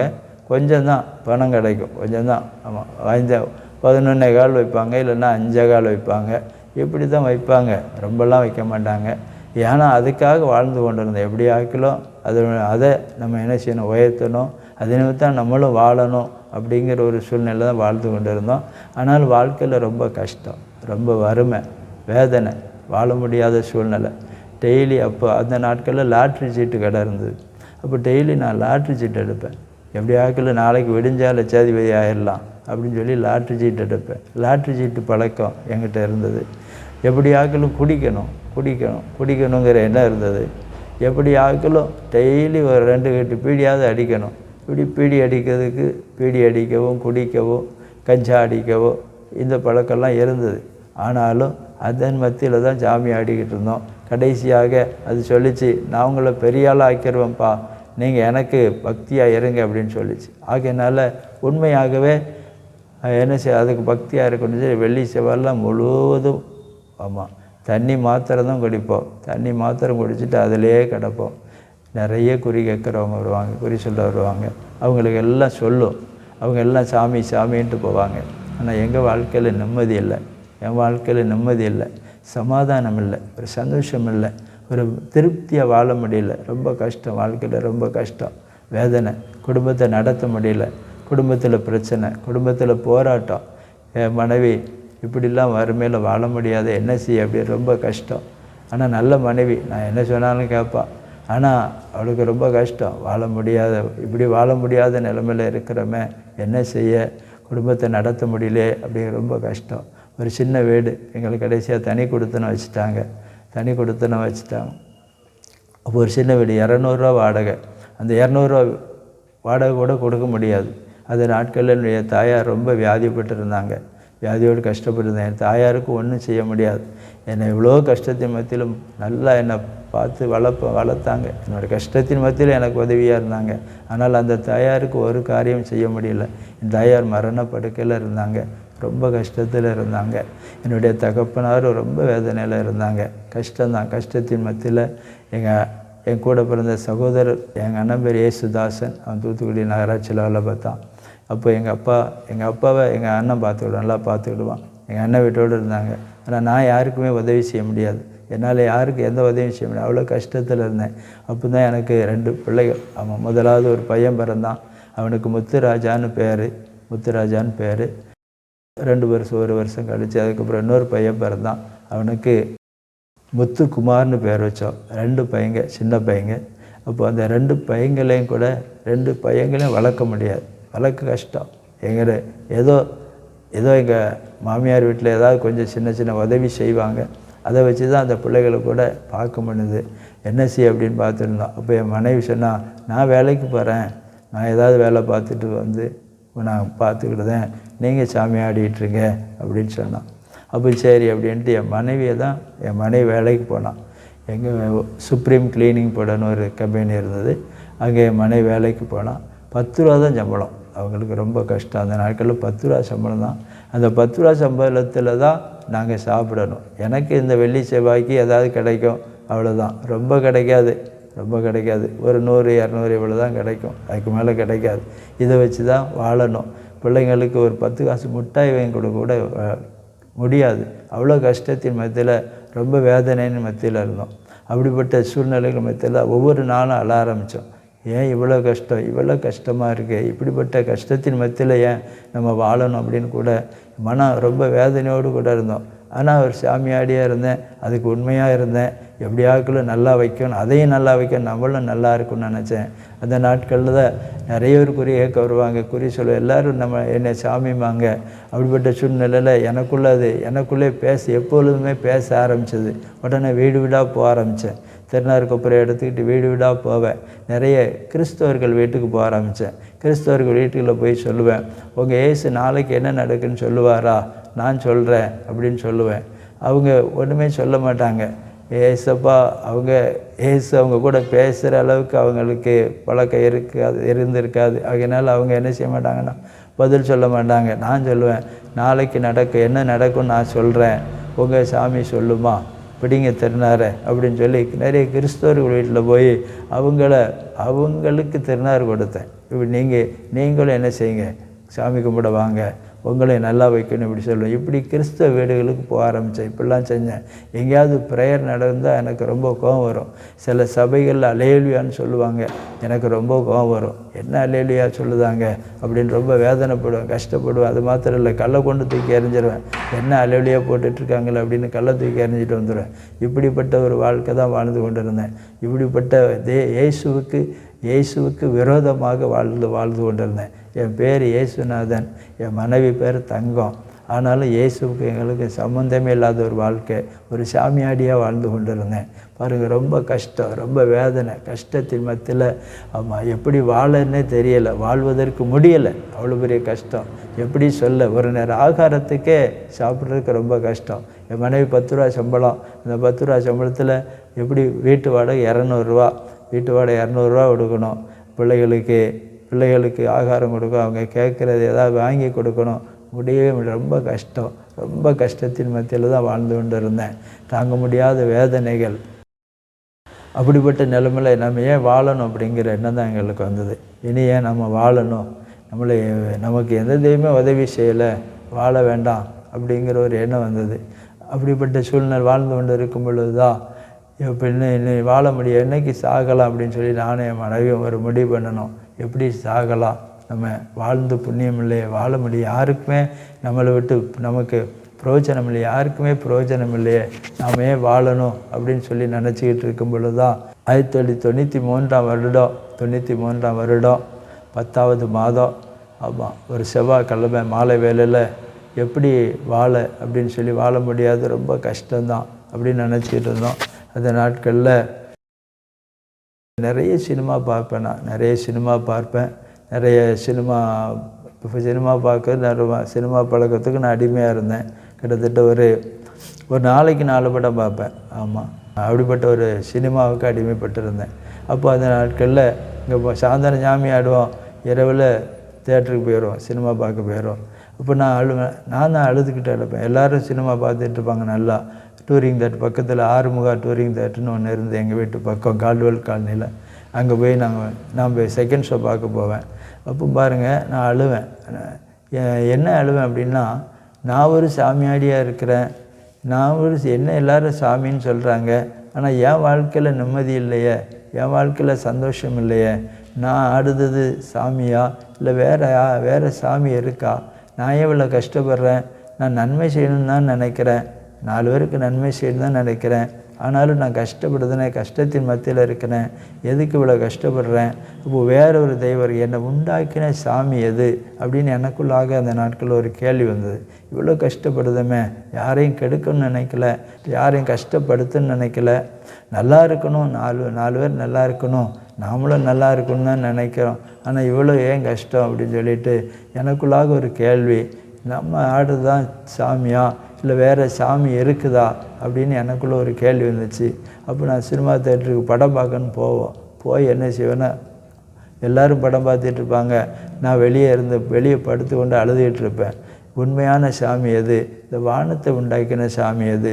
இந்த பூமியை உண்டாக்கின சாமி எது அப்படின்னு எனக்குள்ள ஒரு கேள்வி வந்தது. இந்த வானத்தையும் பூமியை உண்டாக்கின சாமி ஒரு சாமி உண்டுல்ல, அந்த சாமி தான் நம்மளை உண்டாக்கியிருக்கோம். ஆனால் ஏன் இவ்வளோ கஷ்டப்படுறோம்? அந்த சாமி யார்? நம்ம ஆடுற சாமியா இல்லை வேறு சாமி இருக்கா அப்படின்னு அப்படிப்பட்ட ஒரு கேள்வி எனக்குள்ளாக வந்தது. கிட்டத்தட்ட 1 நாள் இல்லை, 2 நாள் இல்லை, பல மாதங்கள் இரவில் அந்த கேள்வியை கேட்க ஆரம்பித்தேன், அழ ஆரம்பித்தேன். ஏன்னா வாழ்க்கையில் வாழ முடியாத ஒரு சூழ்நிலை, நிம்மதி இல்லாத சூழ்நிலை, இனி வாழ வேண்டாம் அப்படிங்கிற ஒரு கண்டிஷனுக்கு வந்த பொழுது தான் உண்மையான தெய்வம் யார் அதை பார்த்துட்டு நம்ம போவோம். நம்மளை உண்டாக்கின சாமி யாது? நம்ம சாமியாடியாக இருக்கிறோம், ஆனால் நிறைய பேர் நம்மளை சாமிங்காங்க, ஆனால் நம்மளை உண்டாக்கின சாமி யார் அப்படின்னு எனக்குள்ள ஒரு கேள்வி வந்தது. நானும் என் மனைவியும் பேசுவோம், நம்மளை உண்டாக்கின சாமி அது எது? ஏன் இவ்வளோ கஷ்டப்படுறோம்? நம்மளால் வாழ முடியல, ஒரு சாமி நமக்கு உதவி செய்ய மாட்டேங்கிறதே, இந்த வறுமையிலேருந்து கஷ்டத்துலேருந்து யாருமே நமக்கு ஒரு விடுதலை கொடுக்க ஒரு தெய்வம் இல்லையே அப்படின்னு சொல்லிட்டு ரொம்ப வேதனைப்பட்டுக்கிட்டு இருந்தோம். ஆனால் வேதத்தில் ஒரு வசனம், சங்கீதம் 50:15 ஒரு வசனம் இருக்குது, ஆபத்து காலத்தில் என்னை நோக்கி கூப்பிடு, நான் உன்னை விடுதலை ஆக்குவேன், நீ என்னை மகிமைப்படுத்துவாயின்னு ஒரு வசனம் இருக்குது. ஆனால் அந்த வசனம் எனக்கு அப்போ தெரியாது. ஆனால் தெரியாத சூழ்நிலையிலும் என்னை உண்டாக்கின சாமி எதுன்னு நாங்கள் கேட்க அழ ஆரம்பித்தோம். அதுக்கு பதில் இல்லை. கடைசியாக 1993 வருடம் 10ஆம் மாதத்தில் ஒரு செவ்வாய்க்கிழமை வழக்கம் போல் நாங்கள் சாமி ஆடிக்கொண்டு குறி சொல்லிக்கிட்டு இருக்கோம். அப்போ அந்த நாட்களில் மாலை வேளையில் என்னுடைய நண்பனுடைய வீட்டுக்கு நான் போகிறேன். அவன் பேர் லட்சுமணன். அவன் அக்கினி செட்டி எடுத்து ஆடுவான். அப்போ அவன் வீட்டுக்கு நான் கடந்து போகிறேன். கடந்து போய் அவனோடு பேசி கொண்டு இருக்கேன். அப்போ மாப்பிள்ளைன்னு தான் கூப்பிடுவேன். மாப்பிள்ளை நேரம் ஆகிட்டு, இன்றைக்கி நேரத்தோடு போவோம், இன்றைக்கி ஏதாவது ஒரு அற்புதம் நடக்கும், என்ன நேரத்தோடு போவோம் இன்றைக்கி அப்படின்னு சொல்லி பேசிகிட்டு இருக்கும் பொழுது அவன் வீடு ஒரு சாய்ப்பு தான், ஓலை சாய்ப்பு தான், ஆனால் உயரமானது. மேல் பக்கத்தில் உயரமான கோட்டைச்சுவர், அந்த கோட்டைச்சுவர்லேருந்து ஒரு சாய்ப்பு, அந்த சாய்ப்புக்குள்ளே நாங்கள் இருந்து பேசிக்கிட்டு இருக்கோம். அப்போ பேசிக்கிட்டு இருக்கும் பொழுது தான் மாப்பிள்ளை இன்றைக்கி சீக்கிரம் போவோம், நேரத்தோடு போவோம் அப்படின்னு சொல்லி பேசிகிட்டு இருக்கும் பொழுது அந்த அறைக்குள்ளே பளிச்சுன்னு ஒரு வெளிச்சம் வந்தது. அது என்ன வெளிச்சமோ தெரியாது. அந்த நாட்களில் மொபைலும் கிடையாது, ஒன்றும் கிடையாது. ஆனால் அப்படிப்பட்ட நேரத்தில் ஒரு பெரிய ஒரு பளிச்சுன்னு ஒரு வெளிச்சம் வந்தது, பிரகாசமான ஒரு வெளிச்சம். உடனே நான் சொன்னேன், மாப்பிள்ளை இப்படி ஒரு வெளிச்சம் எந்த நேரத்தில், இது என்ன, யார் போட்டோ எடுத்தாங்களா அப்படின்னு சொல்லி இப்படி தான் கேட்டேன், யாரும் நம்மளை போட்டோ எடுக்காங்களா, இப்படி ஒரு வெளிச்சம் இருக்க, வெளிச்சம் வந்தது என்ன காரணம் அப்படின்னு சொல்லி கேட்குறேன். அப்போ அவனும் அதே சொல்லுதான், தெரியல மாப்பிள்ளை, என்னன்னு தெரியல, ஒரு வெளிச்சமாக வந்தது. அப்போ ஒரு வேளை இன்றைக்கி ஏதாவது ஒரு அற்புதம் நடந்தாலும் நடக்கலாம், சீக்கிரம் போவோம் அப்படின்ட்டு நாங்கள் என்ன செய்தோம், போனோம். சீக்கிரம் போனோம். ஏதாவது ஒன்று நடக்கலாம், அதனால தான் அந்த வெளிச்சம் வந்திருக்கு அப்படின்னு நினச்சிட்டு. ஆனால் நாங்கள் வழக்கம் போல் போனோம். வழக்கம் போல் அந்த பூடத்தை சுற்றி நாங்கள் அந்த இந்து சாமி, அந்த இந்து ஆலயத்தை சுற்றிலும் தூத்து தொளித்து வழக்கம் போல் எப்பொழுதும் போல் பூசை போட்டு குறி சொல்லலாம்ட்டு போய் எல்லாம் தூத்து கிழித்து நீட்டாக அதை தொளித்து கிழித்து வழக்கம் போல் தூத்து தொளித்து நாங்கள் அதுக்கு பூசை பண்ணோம். அதுக்கு பூசை பண்ணும் பொழுது வழக்கம் போல் குறி கேட்குறவங்க வந்தாங்க. வழக்கம் போல் குறி சொல்ல உட்காந்தோம். அப்போ குறி சொல்ல உட்காந்துட்டு இருக்கும்போது தான் வழக்கம் போல் எப்படி குறி சொல்லுவேன்னா, அப்போ இது அப்படி நான் குறி சொல்லிக்கிட்டு இருக்கும் பொழுது திடீர்னு அந்த சாமி சொல்லிச்சு, இப்போ இந்த பூடத்துலேருந்து பால் வரும் அப்படின்னு சொல்லிச்சு. இப்போ இந்த பூடத்துலேருந்து பால் வரும் அப்படின்னு சொல்லி, அப்போ பால் வரும் அப்படின்னு சொன்னேன். ஆனால் நானும் சொன்னேன், இப்போ இந்த பூடத்துலேருந்து பால் வரும் அப்படின்னேன். உடனே என் கூட சாமியான 2 பேரும் சொன்னான், இந்த பூடத்துலேருந்து பால் வரப்போகுது, ஒரு அற்புதம் நடக்க போகுது அப்படின்னு சொன்னான். அப்போ உடனே எல்லோரும் சொன்னாங்க, அப்போ விசேஷத்தை பூஜை பண்ணணும், அம்மாளுக்கு பால் வரப்போதில்லை, பூடத்துலேருந்து பால் வருதுன்னா எவ்வளோ ஒரு அற்புதம், எவ்வளோ ஒரு ஆச்சரியம் அப்படின்னு சொல்லி அந்த தெரு பூரா பரவிட்டு, தூத்துக்குடி பிரைன் நகர் 12வது நம்பர் தெரு கால்டுவெல் காலனி போகிற முக்கில் தான் அந்த இந்த கோயில் இருந்தது. அந்த கோயிலேருந்து நாங்கள் தான் உற்பத்தி ஆகணும். எங்கள் அம்மா தான் அந்த கோயிலை உண்டாக்கினாங்க. அதனால் அந்த கோயிலில் தான் ஆடிக்கிட்டு இருந்தோம். அப்போ பால் வருத போகுது அப்படிங்க அந்த தெரு பூரா இருக்க மக்கள்லாம் வந்துட்டாங்க. பால் எப்போ வரும் எப்போ வரும் எப்போ வரும்னு சொல்லி. ஆனால் பால் வரும் அப்படின்னு நான் 7 மணிக்கு சொன்னேன். எல்லாம் தெருக்காரன் கூடியிருந்தாங்க. பால் வரலை. பால் எப்போயா வரும்னாங்க. 12 மணிக்கு வரும் அப்படின்னு சொன்னேன். 12 மணி வரைக்கும் அவங்க தாம்பலத்தில் பூ பழம் எல்லாத்தையும் வச்சுக்கிட்டு நின்னாங்க. விசேஷித்த பூஜை பண்ணணும் அப்படின்னு சொல்லிட்டு. ஆனால் 12 மணி வரைக்கும் பால் வரலை. ஆனால் அது வழக்கம் போல் சொல்கிற மாதிரி தான் நானும் சொன்னேன். வழக்கம் போல் பேசுகிறது தான் நானும் பேசுகிறேன். ஆனால் பால் வரலை. உடனே தெருவில் உள்ளவங்க எல்லோரும் ஏச ஆரம்பித்தாங்க. இன்றைக்கி சாமி பொய் சொல்லிட்டு தண்ணி கண்ணி போட்டானு போல் அப்படின்னு சொல்லி ஏச ஆரம்பித்தாங்க. ஆனால் நாங்கள் உண்மையாக இருந்தது எங்களுக்கு தெரியும். அப்போ தான் எனக்குள்ளே ஒரு எண்ணம் வந்தது. இனி இந்த இடத்துக்கு நம்ம வரக்கூடாது அப்படின்னு சொல்லி ஒரு எண்ணம் வந்தது. உடனே என் கூட ஆடின 2 பேரும் சொன்னாங்க, நாங்கள் வேறு பக்கம் போகிறோம்ப்பா, நீ வேறு பக்கம் வரைய, இனி இந்த கோயிலில் நம்ம ஆடக்கூடாது, இது சரியில்லை, எவனோ நமக்கு செய்வனை வச்சுட்டான், அதனால் இப்படிப்பட்ட சூழ்நிலை ஆகிப்போச்சு, அதனால் இனி இங்கே வரக்கூடாது, நாங்கள் வேறு பக்கம் போகிறோம், நீ என்ன சொல்கிற அப்படின்னாங்க. நீங்கள் எங்கே வேணாலும் போங்க, நான் இனி இந்த இடத்துக்கு வரமாட்டேன் அப்படின்ட்டு எல்லோரும் வீட்டுக்கு போயிட்டோம். அவங்கவுங்க வீட்டுக்கு போயிட்டோம். மறுநாள் காலையில் என்னுடைய மனநிலை பாதிக்கப்பட்டுட்டு எனக்கு புத்தி சரியில்லாத மாதிரி ஆகிப்போச்சு. ஒரு பித்து பிடிச்சவனு போல் மாறிட்டேன். என்ன பேசுகிறோம் என்ன செய்கிறோம் அப்படிங்கிறது தெரியல. ஒன்றுமே எனக்கு தெரியல. ஒவ்வொரு ரோட்லேயும் ஒவ்வொரு முக்குலையும் போய் உட்காந்து புலம்பிக்கிட்டு என் பாட்டுக்கு புலம்பிக்கிட்டு இருக்கேன். எல்லாம் புலம்பிக்கிட்டு ஒரு கிறுக்கு பிடிச்சவனு போல் பைத்தியம் பிடிச்சவனு போல் மாறிட்டேன். அப்படி 3 நாட்கள் ஒவ்வொரு நாளும் ஒவ்வொரு தெருவில் போய் உட்காந்து பைத்தியம் பிடிச்சவனு போல் மாறி புலம்பிக்கிட்டு இருந்தேன். அப்போ தான் என்னுடைய அண்ணனுடைய மனைவி, அவங்க ஒரு ஆர்சி கிறிஸ்தவங்க, எங்கள் அண்ணனோட மனைவி. அப்போ அவங்க தான் அந்த 4ஆவது நாள் வந்தாங்க. வந்து எங்கள் அம்மாட்ட சொல்லி பேசிட்டு, ஏம்மா இப்படி இருக்கிறாங்க அத்தை, இப்படி இருக்கிறாங்க, இவங்களை கூட்டிகிட்டு நான் ஒரு ஜெபத்துக்காவது போகிறேன், எங்கேயாவது ஒரு இடத்துல ஜெபம் நடக்கு, தூத்துக்குடி அத்துமைப்பட்டி ரோட்டில் சாந்தி நகருங்கிற ஒரு வீட்டு மேலே வச்சு ப்ரேயர் நடத்திட்டு இருக்கிறாங்க, ஜெபிக்கிறாங்க, அந்த ஜெபத்துக்காவது நான் என்ன செய்கிறேன், கூட்டிகிட்டு போகிறேன் இவங்களை, இப்படி ஒவ்வொரு ரோட்லேயும் உட்காந்து புலம்பிகிட்டு இருக்காங்களே அப்படின்னு சொல்லிட்டு எங்கள் அண்ணனோட மனைவி தான் என்னை கூப்பிட்டு போனாங்க.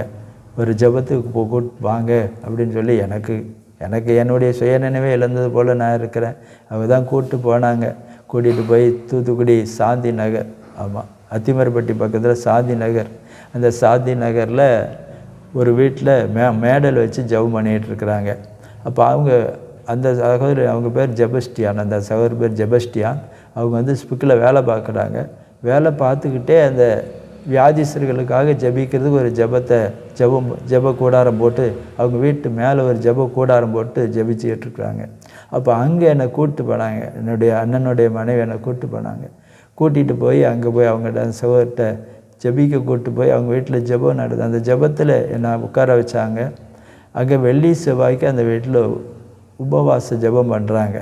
அப்போ அந்த ஜெபத்தில் கொண்டு போய் என்னை வச்சுட்டாங்க. அந்த சகோதரர் அந்த நாட்களில் அவர் ஜெபத்தை முடிச்சுட்டு எனக்கு அவர் ஜெபம் பண்ணார். என் தலையில் கை வச்சு ஜெபம் பண்ணார். அவர் ஜெபம் பண்ண உடனேயே எனக்கு என்ன ஆகிட்டுனா, எனக்கு புத்தி சரியில்லாமல் இருந்தேன், நார்மல் ஆகிட்டு. புத்தி சரியில்லாமல் இருந்தேன், புலம்பிக்கிட்டே இருந்தேன்.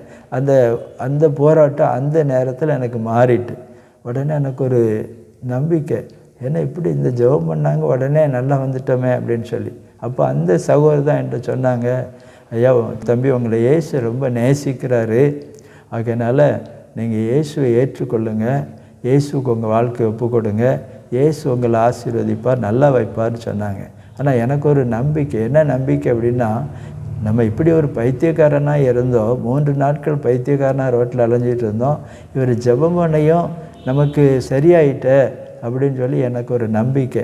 அப்போ அந்த நம்பிக்கையில் அப்போ சரியா நான் இயேசுக்கு என் வாழ்க்கை ஒப்பு கொடுக்கேன் அப்படின்னு சொல்லி அந்த நாட்கள் நான் இயேசுக்கு என் வாழ்க்கையை நான் ஒப்பு கொடுக்கேன்னு சொன்னேன். உடனே எனக்கு சுகம் கிடைச்சதுனால சொன்னேன், சரி அப்படின்னு நீங்கள் தொடர்ந்து வாங்க, ஒரு செவ்வாய்க்கிழமையும் வெள்ளிக்கிழமையும் இங்கே ஜெபம் நடக்கும், தொடர்ந்து வாங்க அப்படின்னு சொன்னாங்க. நானும் சரி அப்படின்ட்டு தொடர்ந்து வெள்ளிக்கிழமையும் செவ்வாய்க்கிழமையும் அந்த இடத்துக்கு ஜெபத்துக்கு போயிருந்தேன். இப்படி ஒரு சில மாதங்கள் போனேன், ஒரு சில மாதங்கள்.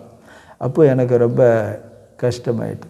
அந்த பொல்லாத ஆவி என்னை அலக்களிக்க ஆரம்பிச்சிது. அதுக்கப்புறம் தான் அதனுடைய வேலையை காமிக்க ஆரம்பிச்சு, என்னை அலக்களிக்க ஆரம்பிச்சு. என்னால் சாப்பிட முடியல. சாப்பாடு எடுத்து வாயில் வச்சா அப்படியே மல்லாக்க தள்ளிடும், மல்லாக்க விழுந்துருவேன். ஏதோ ஒரு என்னை ஆள் தள்ளி விட்ட மாதிரி இருக்கும். சாப்பிட முடியாது. வாய்கிட்ட வரைக்கும் சாப்பாடை கொண்டு போவேன், அப்படியே தட்டி விட்ட மாதிரி இருக்கும். இப்படி என்ன செய்கிற, சாப்பிடவே முடியாது. அப்படியே ரொம்ப கஷ்டப்பட்டேன் அந்த நாட்களில். ரொம்ப மறுபடியும் வியாதி வேறு. நான் எப்படி குடித்து தண்ணி ஊற்றாமல் நான் குடிப்பேன் அந்த நாட்களில். சாராய கடையில் வேலை பார்த்த நாட்களில் தண்ணி ஊற்ற மாட்டேன், அப்படியே குடிப்பேன். அப்படியே குடித்தா தான் நல்லா இருக்கட்டும். ஆகையினால எனக்கு குடல் புண்ணாகி ரொம்ப வயிற்று பிரச்சனையில் ரொம்ப கஷ்டப்படுதேன். இப்படிப்பட்ட சூழ்நிலை நாட்களில் சாப்பிடவே முடியாத நிலைமை ஆயிட்டு. ஆகையினால என் மனைவி என்ன சொன்னான்னா, நீங்கள் இங்கே இருந்தால் சாப்பிடவே மாட்டேங்கிறீங்க, வீட்டில் சாப்பிட முடியல, ரொம்ப கஷ்டமாக இருக்குது, கஷ்டப்படுதீங்க. ஆகையினால நீங்கள் என்ன செய்ய, அந்த ஜெப வீட்டிலே போய் இருங்க அப்படின்னு சொல்லிட்டு அந்த ஜெப வீட்டிலே என்னை கொண்டு போய் வச்சுட்டாங்க. என் மனைவி ஒருத்தன் தான் வேலை பார்த்தாங்க அந்த நாட்களில். அப்போ அவங்க வேலை பார்த்துட்டு ஞாயிற்றுக்கிழமை மாத்திரம் தான் என்னை பார்க்க வருவாங்க, மற்ற நாளெலாம் வேலை பார்ப்பாங்க. அப்போ இப்படிப்பட்ட சூழ்நிலை நான் அந்த ஜெப வீட்டில் என்னை வச்சுட்டாங்க. ஏன்னா என்னால் முடியலை. இன்றைக்கு நான் நல்லா இருக்கேன், ஆனால் அன்னைக்கு என் நிலைமை ரொம்ப கஷ்டம். சாப்பிட முடியாது, ஒன்றும் செய்ய முடியாது. ஆனால் பீடி அடிக்கணும், சிகரெட் அடிக்கணும், இந்த எண்ணங்கள் தான். அப்போ அப்படிப்பட்ட நிலைமையில் அந்த ஜெப வீட்டில் நான் இருக்கும் பொழுது அவங்க வேலை பார்த்துக்கிட்டே ஊழியம் செய்தாங்க. அப்போ காலையில் ஜெபம் பண்ணுவாங்க, நைட்டில் ஜெபம் பண்ணுவாங்க, மற்ற நாள் அவங்க வேலைக்கு போயிடுவாங்க. அப்போ அப்படி இருக்கும் பொழுது ஒரு நாள் என் மனைவி என்னை பார்க்க வந்தால், என்னை பார்த்துட்டு வேலை பார்த்துக்கிட்டு இருக்கிற நாட்களில் எப்படி இருக்கீங்கன்னு சொல்லி பார்க்க வந்தான். பார்த்துட்டு அவர்கிட்ட பேசிகிட்டு இருந்துட்டு அவள் கூட கீழே அவங்க வீட்டில் மாடியில் ஜெபம், கீழே போய் நல்லா 2 சிகரெட்டை வாங்கி கடையில் போய் 2 சிகரெட்டை வாங்கி நல்லா அடிச்சுட்டு மறுபடியும் என் மனைவிட்டு கொஞ்ச நேரம் பேசிகிட்டு இருந்துட்டு, சரிம்மா நீ போயிட்டு வா, நான் இங்கே இருக்கேன் அப்படின்னு சொல்லிவிட்டு நான் மேலே போய் படுத்து கிடந்தேன். அன்றைக்கு ஒரு செவ்வாய்க்கிழமை தான். அவங்க காலையில் ப்ரேயர் பண்ணிவிட்டு போயிட்டாங்க. நான் ஒத்தையில் படுத்து கிடக்கிறேன். யாருமே இல்லை அந்த இடத்துல, யாருமே கிடையாது. ஆனால் ரொம்ப கஷ்டமாக இருந்தது, எனக்கு வேதனையோடு இருக்கிறேன். எனக்கு எப்போ இந்த வாழ்க்கையிலேருந்து இந்த கஷ்டத்துலேருந்து விடுதலை கிடைக்கும், யார் எனக்கு உதவி செய்வா அப்படின்னு சொல்லிட்டு அப்படியே பேசிக்கிட்டே இருக்கிறேன். அப்போ தான் திடீர்னு ஒரு 12 மணி இருக்கும், யாருமே கிடையாது. என் கை காலெலாம் ஆட ஆரம்பிச்சது. என்னால் கண்ட்ரோல் பண்ண முடியல. அப்படி ஒரு ஆட்டம் கை காலெலாம். என்ன இப்படி ஒரு கை காலில் ஆடுதே, நமக்கு ஏதோ நரம்பு தளர்ச்சி வந்துட்டு போலையே அப்படின்னு சொல்லி பயம். ஏதோ ஒரு வியாதி வந்துட்டு நரம்பு தளர்ச்சி தான் வந்துட்டு போல, ஏன் இப்படி ஆடுது கை கால் அப்படின்னு பயந்துக்கிட்டு இருக்கேன். அப்போ ரொம்ப கை காலில் ஆடிக்கிட்டு இருக்கு. அந்த நாட்களில் அப்படிப்பட்ட நேரத்தில் திடீர்னு ஒரு சத்தம் கேட்கு, மகனே அப்படின்னு சொல்லி ஒரு சத்தம் கேட்கு. இப்போ மகனே ஒரு சத்தம் கேட்கையும் எனக்கு கூட கொஞ்சம் பயம். இப்படிப்பட்ட இங்கேயும் இந்த வீட்லேயும் படியேறி மேலே வந்துட்டா, இதுவரைக்கும் மகனேன்னு கூப்பிட்டு நம்மளை எவ்வளோ கஷ்டப்படுத்தினதை இன்றைக்கு இங்கேயும் படியேறி மகனேன்னு கூப்பிடுதே அப்படின்னு சொல்லிட்டு பயத்தில் ஒன்றுமே பேசலை, அமைதியாகவே இருந்தேன். மறுபடியும் அந்த சத்தம் மகனேன்னு கூப்பிட்டுது. அப்போது கொஞ்சம் வித்தியாசமாக தெரியுதே அப்படின்னு சொல்லிட்டு என்ன அப்படின்னு சொன்னேன். அப்போ என்ன அப்படின்னு சொல்லியோ அந்த நேரத்தில் தான் முதலாக ஆண்டவராகிய இயேசு என்னோடு கூட பேசுகிறார். அவர் பேசினார், மகனே நீ என்னை அறியாதபடி அநேக பாவங்களுக்கு அடிமைப்பட்டு இருந்த, ஆனால் நான் உனக்காக என்னுடைய முழு இரத்தத்தையும் சிந்தியிருக்கிறேன். அந்த இரத்தம் இன்றைக்கும் உனக்கு விடுதலை கொடுப்பதற்கு அது வல்லமுள்ளதாக இருக்கிறது. இன்றைக்கும் உனக்கு இப்பொழுது நான் விடுதலை தரேன். நீ செய்த எல்லா பாவத்திலிருந்தும் அக்கிரமத்திலிருந்தும் இப்போ நான் உனக்கு விடுதலை தரேன். என்னுடைய ரத்தம் உனக்காக சிந்தப்பட்ட ரத்தம், என் ரத்தத்தினால் உன்னை கழுவுறேன்னு அன்றைக்கு முதல்ல ஆண்டவர் பேசினார்.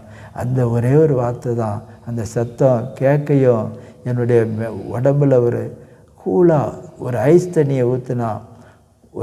தண்ணியை ஊற்றினா எப்படி இருக்குமோ அப்படி என்னுடைய சரீரம் பூரா ஒரு கூலாக மாறிச்சு, குளிர்ந்தாப்புல. அவ்வளோதான். அந்த நேரத்தில் இருந்து அந்த வார்த்தை சொன்ன உடனே, அந்த சத்தத்தை கேட்ட உடனே என் சரீரத்தில் நான் ஒரு மாற்றத்தை உணர்ந்தேன். என்ன மாற்றம் அப்படின்னா, இயேசு என்னோடு கூட பேசினார், உனக்கு நான் இப்போ விடுதலை தரேன்னு சொல்லி. அந்த சத்தம் உண்டான உடனே எனக்குள்ளே இருந்து ஒரு சத்தம் வருது. நான் சாமியாடி, நான் பூசாரியாக இருந்திருக்கேன், ஆனால் எனக்கும் இயேசுவுக்கும் சம்மந்தம் கிடையாது.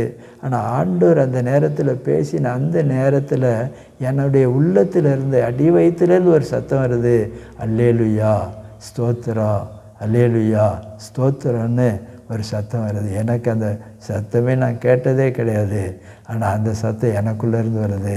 அது மாத்திரம் இல்லை, என்னுடைய வாழ்க்கையில் ஒரு மாற்றத்தை பார்த்தேன்.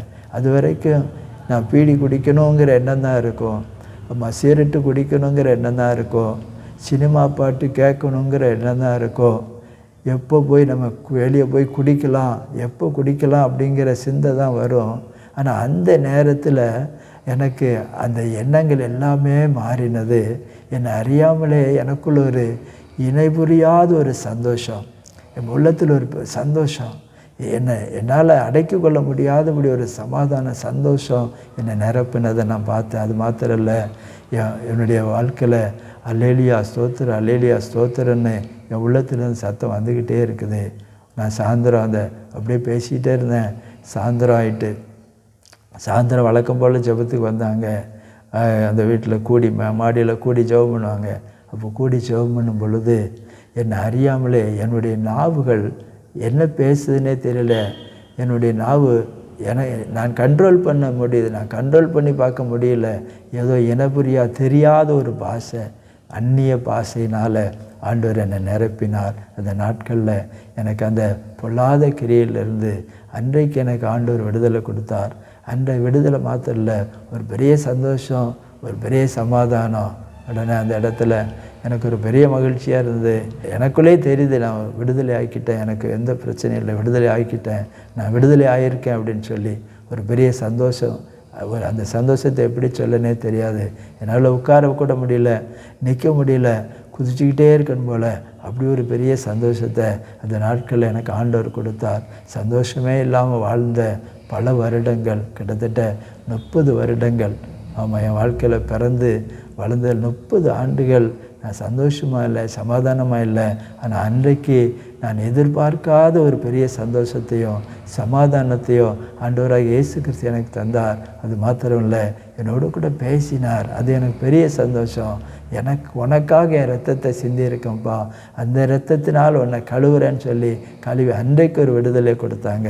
எனக்கு அந்த சந்தோஷத்தினால அந்த மாலை வேளையில் அவங்க கூடி ஜெபம் பண்ணும் பொழுது என்னை ஆண்டவர் அந்நிய பாசையின் அடையாளத்தோடு என்னை அபிஷேகித்தார். அந்த இடத்துல அதில் ஒரு பெரிய மாற்றம் என் வாழ்க்கையில், என் சிந்தையில் மாற்றம். அசுத்தமான சிந்தை தான் இருக்கும், அசுத்தமான எண்ணங்கள் தான் இருக்கும், அசுத்தமான நினைவுகள் தான் இருக்கும். ஆனால் அதிலிருந்து எனக்கு ஒரு பெரிய மாற்றத்தை ஒரு நிமிஷத்தில் ஆண்டவர் கொடுத்தார். எத்தனையோ நாட்கள் போராடி இருக்கிறேன். இந்த வருஷம் அந்த பழக்கத்தை விட்டுடலாமா, இந்த வருஷம் அந்த குடியை விட்டுடலாமா, இந்த வருஷம் அந்த கஞ்சா அடிக்கிறத விட்டுடலாமா, இந்த வருஷம் இந்த கெட்ட வார்த்தை பேசுகிறத விட்டுடலாமா அப்படின்னு எத்தனையோ ஆண்டுகள், ஒவ்வொரு வருடமும் பிறக்கும் பொழுதும் நான் நினச்சிருக்கிறேன். ஆனால் முடியலை. ஆனால் ஆண்டவராக இயேசு கிறிஸ்து ஒரு நொடி பொழுதில் என் வாழ்க்கையில் ஒரு பெரிய மாற்றத்தை கொடுத்தார். எனக்கு பெரிய சந்தோஷம். அந்த வீட்டில் மாலையில் கூட்டம் நடந்த கூட்டத்தில் அட்டன் பண்ணேன். அன்றைக்கு ராத்திரி நான் அங்கே தான் இருந்தேன். அன்றைக்கு ராத்திரி அந்த ஜெப வீட்டில் தான் தங்கியிருந்தேன். அப்போ தங்கி இருக்கும் பொழுது சொப்பனத்தில் ஒரு வெள்ளைக்காரரை போல ஒரு மனிதர் வந்தார். அதுதான் தேவன், எனக்கு தெரியுது, ஆண்டவர் தான் வாராருன்னு. வெள்ளைக்காரர் போல் வந்தவர் சொன்னார், சொப்பனத்தில் பேசினார். அன்றைக்கு, மகனே, எனக்கு தாயும் உண்டு, தகப்பனும் உண்டு, சகோதரர்களும் உண்டு. ஆனால் எல்லாரும் என்ன செஞ்சிட்டாங்கன்னா மரித்துட்டாங்க. ஆனால் நான் மாத்திரம் உயிரோடு கூட இருக்கிறேன். இன்றைக்கு நான் உயிரோடு கூட இருக்கிறேன். மரித்தேன், ஆனாலும் இன்றைக்கு நான் உயிரோடு கூட இருக்கிறேன். நீ என்ன மாத்திரம் விசுவாசி, நான் உன்னை வாழ வைப்பேன் அப்படின்னு சொப்பனத்தில் என்னோடு கூட இயேசு பேசினார். எனக்கு ரொம்ப சந்தோஷம். 2 நாட்கள் அந்த இடத்துல தங்கியிருந்தேன். 3ஆம் நாள் அந்த இடத்துல அவங்ககிட்ட பேசினேன். ஐயா, எனக்கு ரொம்ப நன்றி உங்களுக்கு, நீங்கள் எனக்காக ஜெபம் பண்ணீங்க. ஆனால் ஆண்டவர் எனக்குள்ளே பேசினார், எனக்கு விடுதலை கொடுத்துட்டார். ஆக நான் வீட்டுக்கு போகிறேன் அப்படின்னு சொன்னேன். அவங்க சந்தோஷமாக என்னுடைய மனைவியை கூட்டு வர சொன்னாங்க. நான் என் மனைவி சந்தோஷமாக வீட்டுக்கு போனோம். வீட்டுக்கு போனது மாத்திரம் இல்லை, தூத்துக்குடி பிரைன் நகர் 12ஆவது நம்பர் தெரு போகிறேன்னு சொன்னேன். உண்மையான தெய்வம் இயேசு தான். இயேசு எனக்கு விடுதலை கொடுத்துருக்கிறார். இயேசு என் பாவத்தை மன்னிச்சிருக்கிறார், இயேசு எனக்கு சந்தோஷத்தை கொடுத்துருக்கிறார். உண்மையான தெய்வம் இயேசு, நமக்காக அடிக்கப்பட்ட தெய்வம் இயேசு, நமக்காக ரத்தம் சிந்தின தெய்வம் இயேசு, நமக்கு விடுதலை கொடுக்குற தெய்வம் இயேசு, என் வாழ்க்கையில் ஒரு விடுதலை கொடுத்துருக்கிறார் அப்படின்னு சொன்னேன். எல்லாரும் சொன்னாங்க, உனக்கு வேறு என்னமோ ஆயிட்டப்பா இதுவரைக்கும் நீ, ஆமாம் நான் ஆடுறது தான் சாமி, இதுதான் உண்மையான சாமி அப்படின்னு சொல்லி குறி சொல்லிட்டு உட்காந்துருந்த, இன்றைக்கி திடீர்னு வந்துட்டு இயேசு தான் சாமிங்கிற, உனக்கு என்னமோ ரெண்டாவது ஆயிட்டுன்னு சொன்னாங்க. உடனே எனக்கு நிறைய பேர் சொன்னதுனால எனக்கு கொஞ்சம் குழப்பம். என்ன இப்படி சொல்கிறாங்களே, ஒருவேளை நமக்கு என்ன தான் ஆச்சு? ஏன்னா நான் இயேசு அறிந்தவனும் கிடையாது, இயேசு எனக்கு தெரியாது. ஆனால் இயேசு எனக்கு விடுதலை கொடுத்துட்டார், இயேசு எனக்கு அற்புதம் செஞ்சுட்டு என்னை சுகமாக்கிட்டார். ஆனால் தெரியுது, ஆனாலும் அந்த இயேசு விசுவாசிக்க முடியல. ஏன்னா எல்லோரும் சொல்கிறாங்க, உனக்கு வேறு ஏதோ ஆயிட்டு, உன் மனநிலை பாதிச்சுட்டு, அதனால தான் அன்னைக்கு இப்படி சொல்லிகிட்டு இருந்த, இன்றைக்கி இப்படி சொல்லிகிட்டு இருக்க அப்படின்னு சொல்லிட்டு ஆளாளுக்கு ஒவ்வொரு காரியத்தை பேசுனாங்க. அதனால் எனக்கு கொஞ்சம் குழப்பமாக மாறிட்டு, அதனால் என்ன செஞ்சேன்னா, நான் குழப்பமானதுனால நான் வேறு பக்கம் போகலை, ஆண்டுடைய சமூகத்தை தேடினேன். மறுநாள் காலை வேளையில் எழும்பி ஜெபம் பண்ண ஆரம்பித்தேன். ஜெபம் பண்ண தெரியாது, ஏசப்பா நீங்கள் தான் எனக்கு சுகம் கொடுத்தீங்க, ஆனால் இப்போ எல்லோரும் சொல்கிறாங்களே வேறு என்னதான் ஆயிட்டு, எனக்கு வேறு என்ன ஆயிட்டுன்னு சொல்கிறாங்களே, நான் எப்படி நம்பப்பா, நான் என்ன செய்ய அப்படின்னு சொல்லிகிட்டு இருந்தேன். அப்போ தான் அந்த சகோதரர் ஒரு வேத புஸ்தகத்தை என்னை கொடுத்து அனுப்பியிருந்தாங்க. அந்த வேத புஸ்தகத்தை வீட்டில் வச்சுருந்தேன். அப்போ அந்த வேத புஸ்தகத்தை பார்ப்பேன், ஆனால் எனக்கு வாசிக்க தெரியாது, விரித்து பார்ப்பேன், எழுத்து கூட்டி வாசிப்பேன். ஏதாவது வாசிக்கன்னா எழுத்து கூட்டி வாசிப்பேன், அப்படியே மூடி வச்சுருவேன். இப்படி தான் வச்சுருந்தேன். அப்போது அந்த காலை வேளையில் அழுதுகிட்டு இருக்கேன், ஏசப்பா நீங்கள் எனக்கு சுகம் கொடுத்தீங்க, ஆனால் எல்லோரும் சொல்கிறாங்க இவனுக்கு வேறு எதாவது ஆகிட்டு, புத்தி சரியில்லாமல் மறுபடியும் ஆகிட்டுன்னு சொல்கிறாங்களப்பா. ஆனால் எனக்கு சமாதானமாக இருக்குது, சந்தோஷமாக இருக்குது. ஆனால் அவங்க சொல்கிற வார்த்தைகள் என்னை வேதனைப்படுது, எனக்கு கஷ்டமாக இருக்குப்பா அப்படின்னு சொல்லிட்டு நான் அழுதுகிட்டே இருந்தேன். அப்போ ரெண்டாவது முறையாக இயேசு என்னோடு கூட பேசினேன். என்ன பேசினேன்னா, ஏசாயா 43 எடுத்து வாசி, ஏசாயா 43 எடுத்து வாசி அப்படின்னு ஒரு சத்தம் கேட்டது. காலை வேளையில் நான் ஆண்டவருடைய சமூகத்தில் இருந்துக்கிட்டு இருக்கேன். அப்போ எனக்கு ஏசாயா, உண்மையாகவே ஏசாயா எங்கே இருக்குன்னு தெரியாது, ஆனாலும் பெறட்டுறேன், பைபிளை பெறட்டுறேன். இந்த சத்தம் ஏசாயா எங்கே இருக்குது, ஏசாயான்னு சத்தம் கேட்டதே, ஏசாயா எங்கே இருக்குது அப்படின்னு சொல்லி பைபிளை புரட்டி ஏசாயா 43 எடுத்து அந்த வசனத்தை எழுத்து கூட்டி தான் வாசித்தேன். அன்றைக்கு வாசிக்க தெரியாது, எழுத்து கூட்டி வாசித்தேன். இன்றைக்கி ஆண்டவருடைய கிருபையினால் வாசிக்க கிருபை கொடுத்துருக்கிறார். அன்றைக்கி எழுத்து கூட்டி வாசித்தேன். அந்த வசனம் எப்படியாக சொல்லுகிறது, இப்போதும் யாக்கோப்பே உன்னை சிருஷ்டித்தவரும் இஸ்ரவேலே உன்னை உருவாக்கின மாதிரியே கர்த்தர் சொல்லுகிறதாவது, பயப்படாதே, நான் உன்னை மீட்டு கொண்டேன், நீ என்னுடையவன் என்ற அந்த வசனத்தின் மூலியமாக ஆண்டவர் என் கூட பேசினார். எனக்குன்னா ஒரு பெரிய சந்தோஷம். எல்லாரும் சொன்னாங்க உனக்கு ஏதோ ஆயிட்டு அப்படின்னு சொல்லிட்டு, ஆனால் எனக்கு ஆண்டவர் அந்த வசனத்தை கொடுத்து அந்த வசனத்தை கொண்டு பேசியதுனால எனக்கு ஒரு பெரிய சந்தோஷம். ஆண்டவர் என் கூட பேசிட்டார், எனக்கு ஒரு தெளிவு வந்துட்டு. அந்த ஆண்டவர் அந்த வசனத்தை கொண்டு பேசினதுனால ஆண்டவர் தான் என்னை அழைத்திருக்கிறார், ஆண்டவர் தான் என்னை ரட்சித்திருக்கிறார், ஆண்டவர் தான் எனக்கு விடுதலை கொடுத்துருக்கிறார், வேறு யாரும் கிடையாது, எனக்கு இயேசு விடுதலை கொடுத்துருக்கிறார் அப்படிங்கிற ஒரு பெரிய நம்பிக்கை. அது மாத்திரம் இல்லை, மறுபடியும் எனக்கு சந்தோஷத்தில் ரொம்ப சந்தோஷப்பட்டேன். அன்றைக்கி வந்த சந்தோஷம் அப்படிப்பட்ட ஒரு சந்தோஷம். ஆண்டவர் மறுபடியும் என்கிட்ட பேசிட்டாரேன்னு சொல்லிட்டு சந்தோஷத்தோடு கூட இருந்தேன். ஆண்டவர் என்னை நடத்தினார். மறுபடியும் சொன்னேன், இல்லை இயேசு தான் உண்மையான தெய்வம்னு. ஒவ்வொரு கிராமங்களுக்காக போக ஆரம்பித்தேன், ஆஸ்பத்திரிக்கு போக ஆரம்பித்தேன்.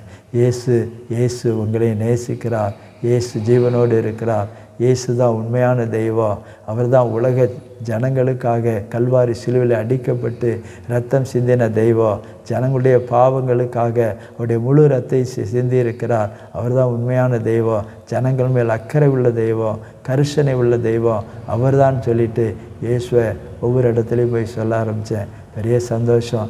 அப்போ எல்லோரும் சொன்னாங்க, இயேசு தான் உங்களுக்கு விடுதலை கொடுத்தா நாங்கள் நம்புகிறோம், ஆனால் நீங்கள் என்ன செய்யுங்க, வேலைக்கு போங்க அப்படின்னாங்க. ஏன்னா நான் வேலை பார்த்ததே கிடையாது. நான் வேலை பார்த்தது சாராய கடையில் வேலை பார்த்துருக்கேன், கல்லுக்கடையில் வேலை பார்த்துருக்கேன், லாட்ரி சீட்டு வியாபாரம் பண்ணியிருக்கிறேன்.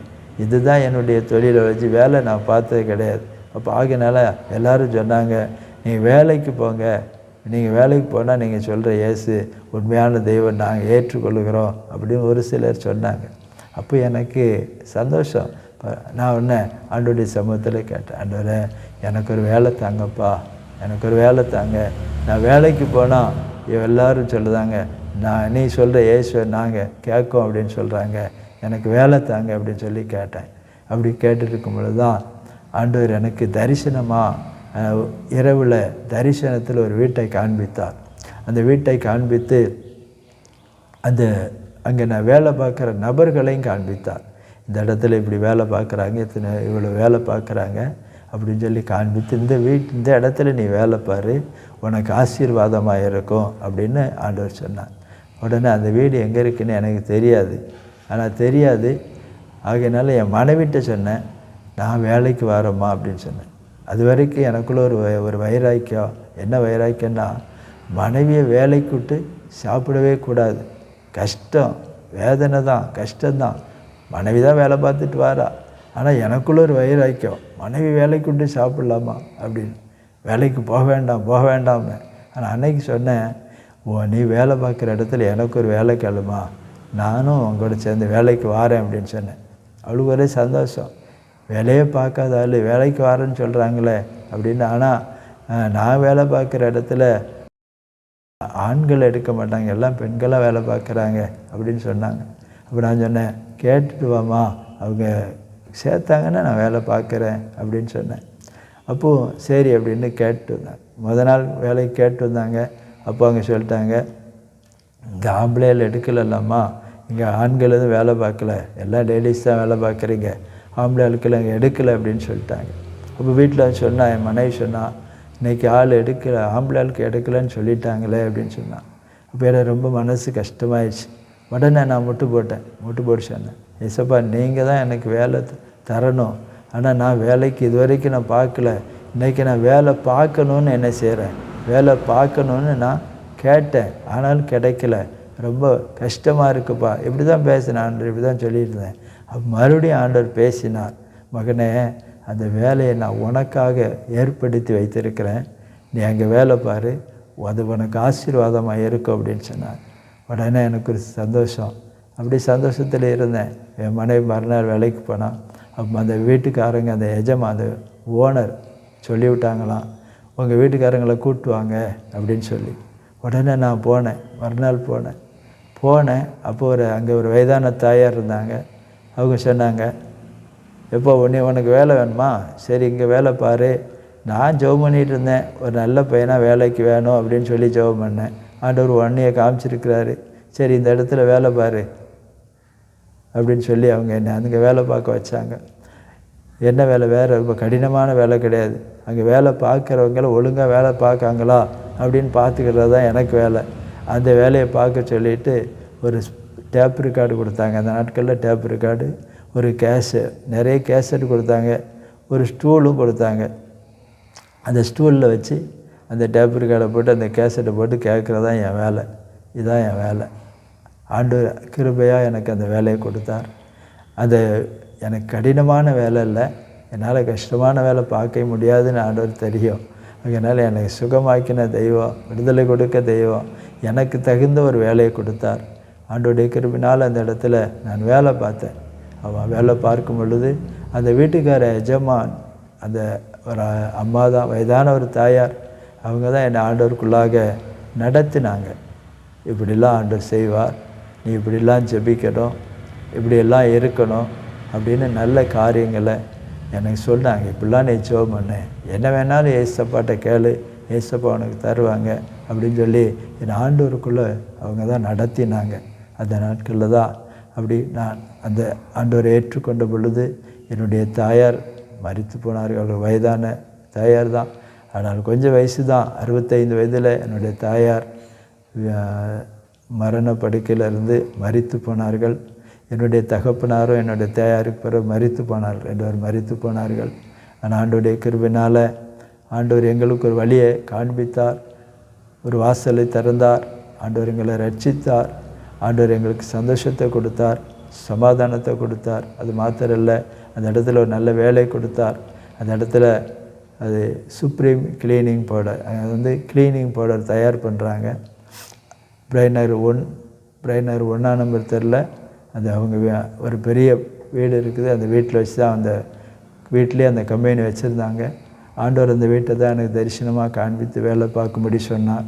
அங்கே வேலை பார்த்தேன். அது எனக்கு ரொம்ப ஆசீர்வாதமாக இருந்தது, ரொம்ப பிரயோஜனமாக இருந்தது. ஆண்டவருடைய பெரிதான இரக்கம்.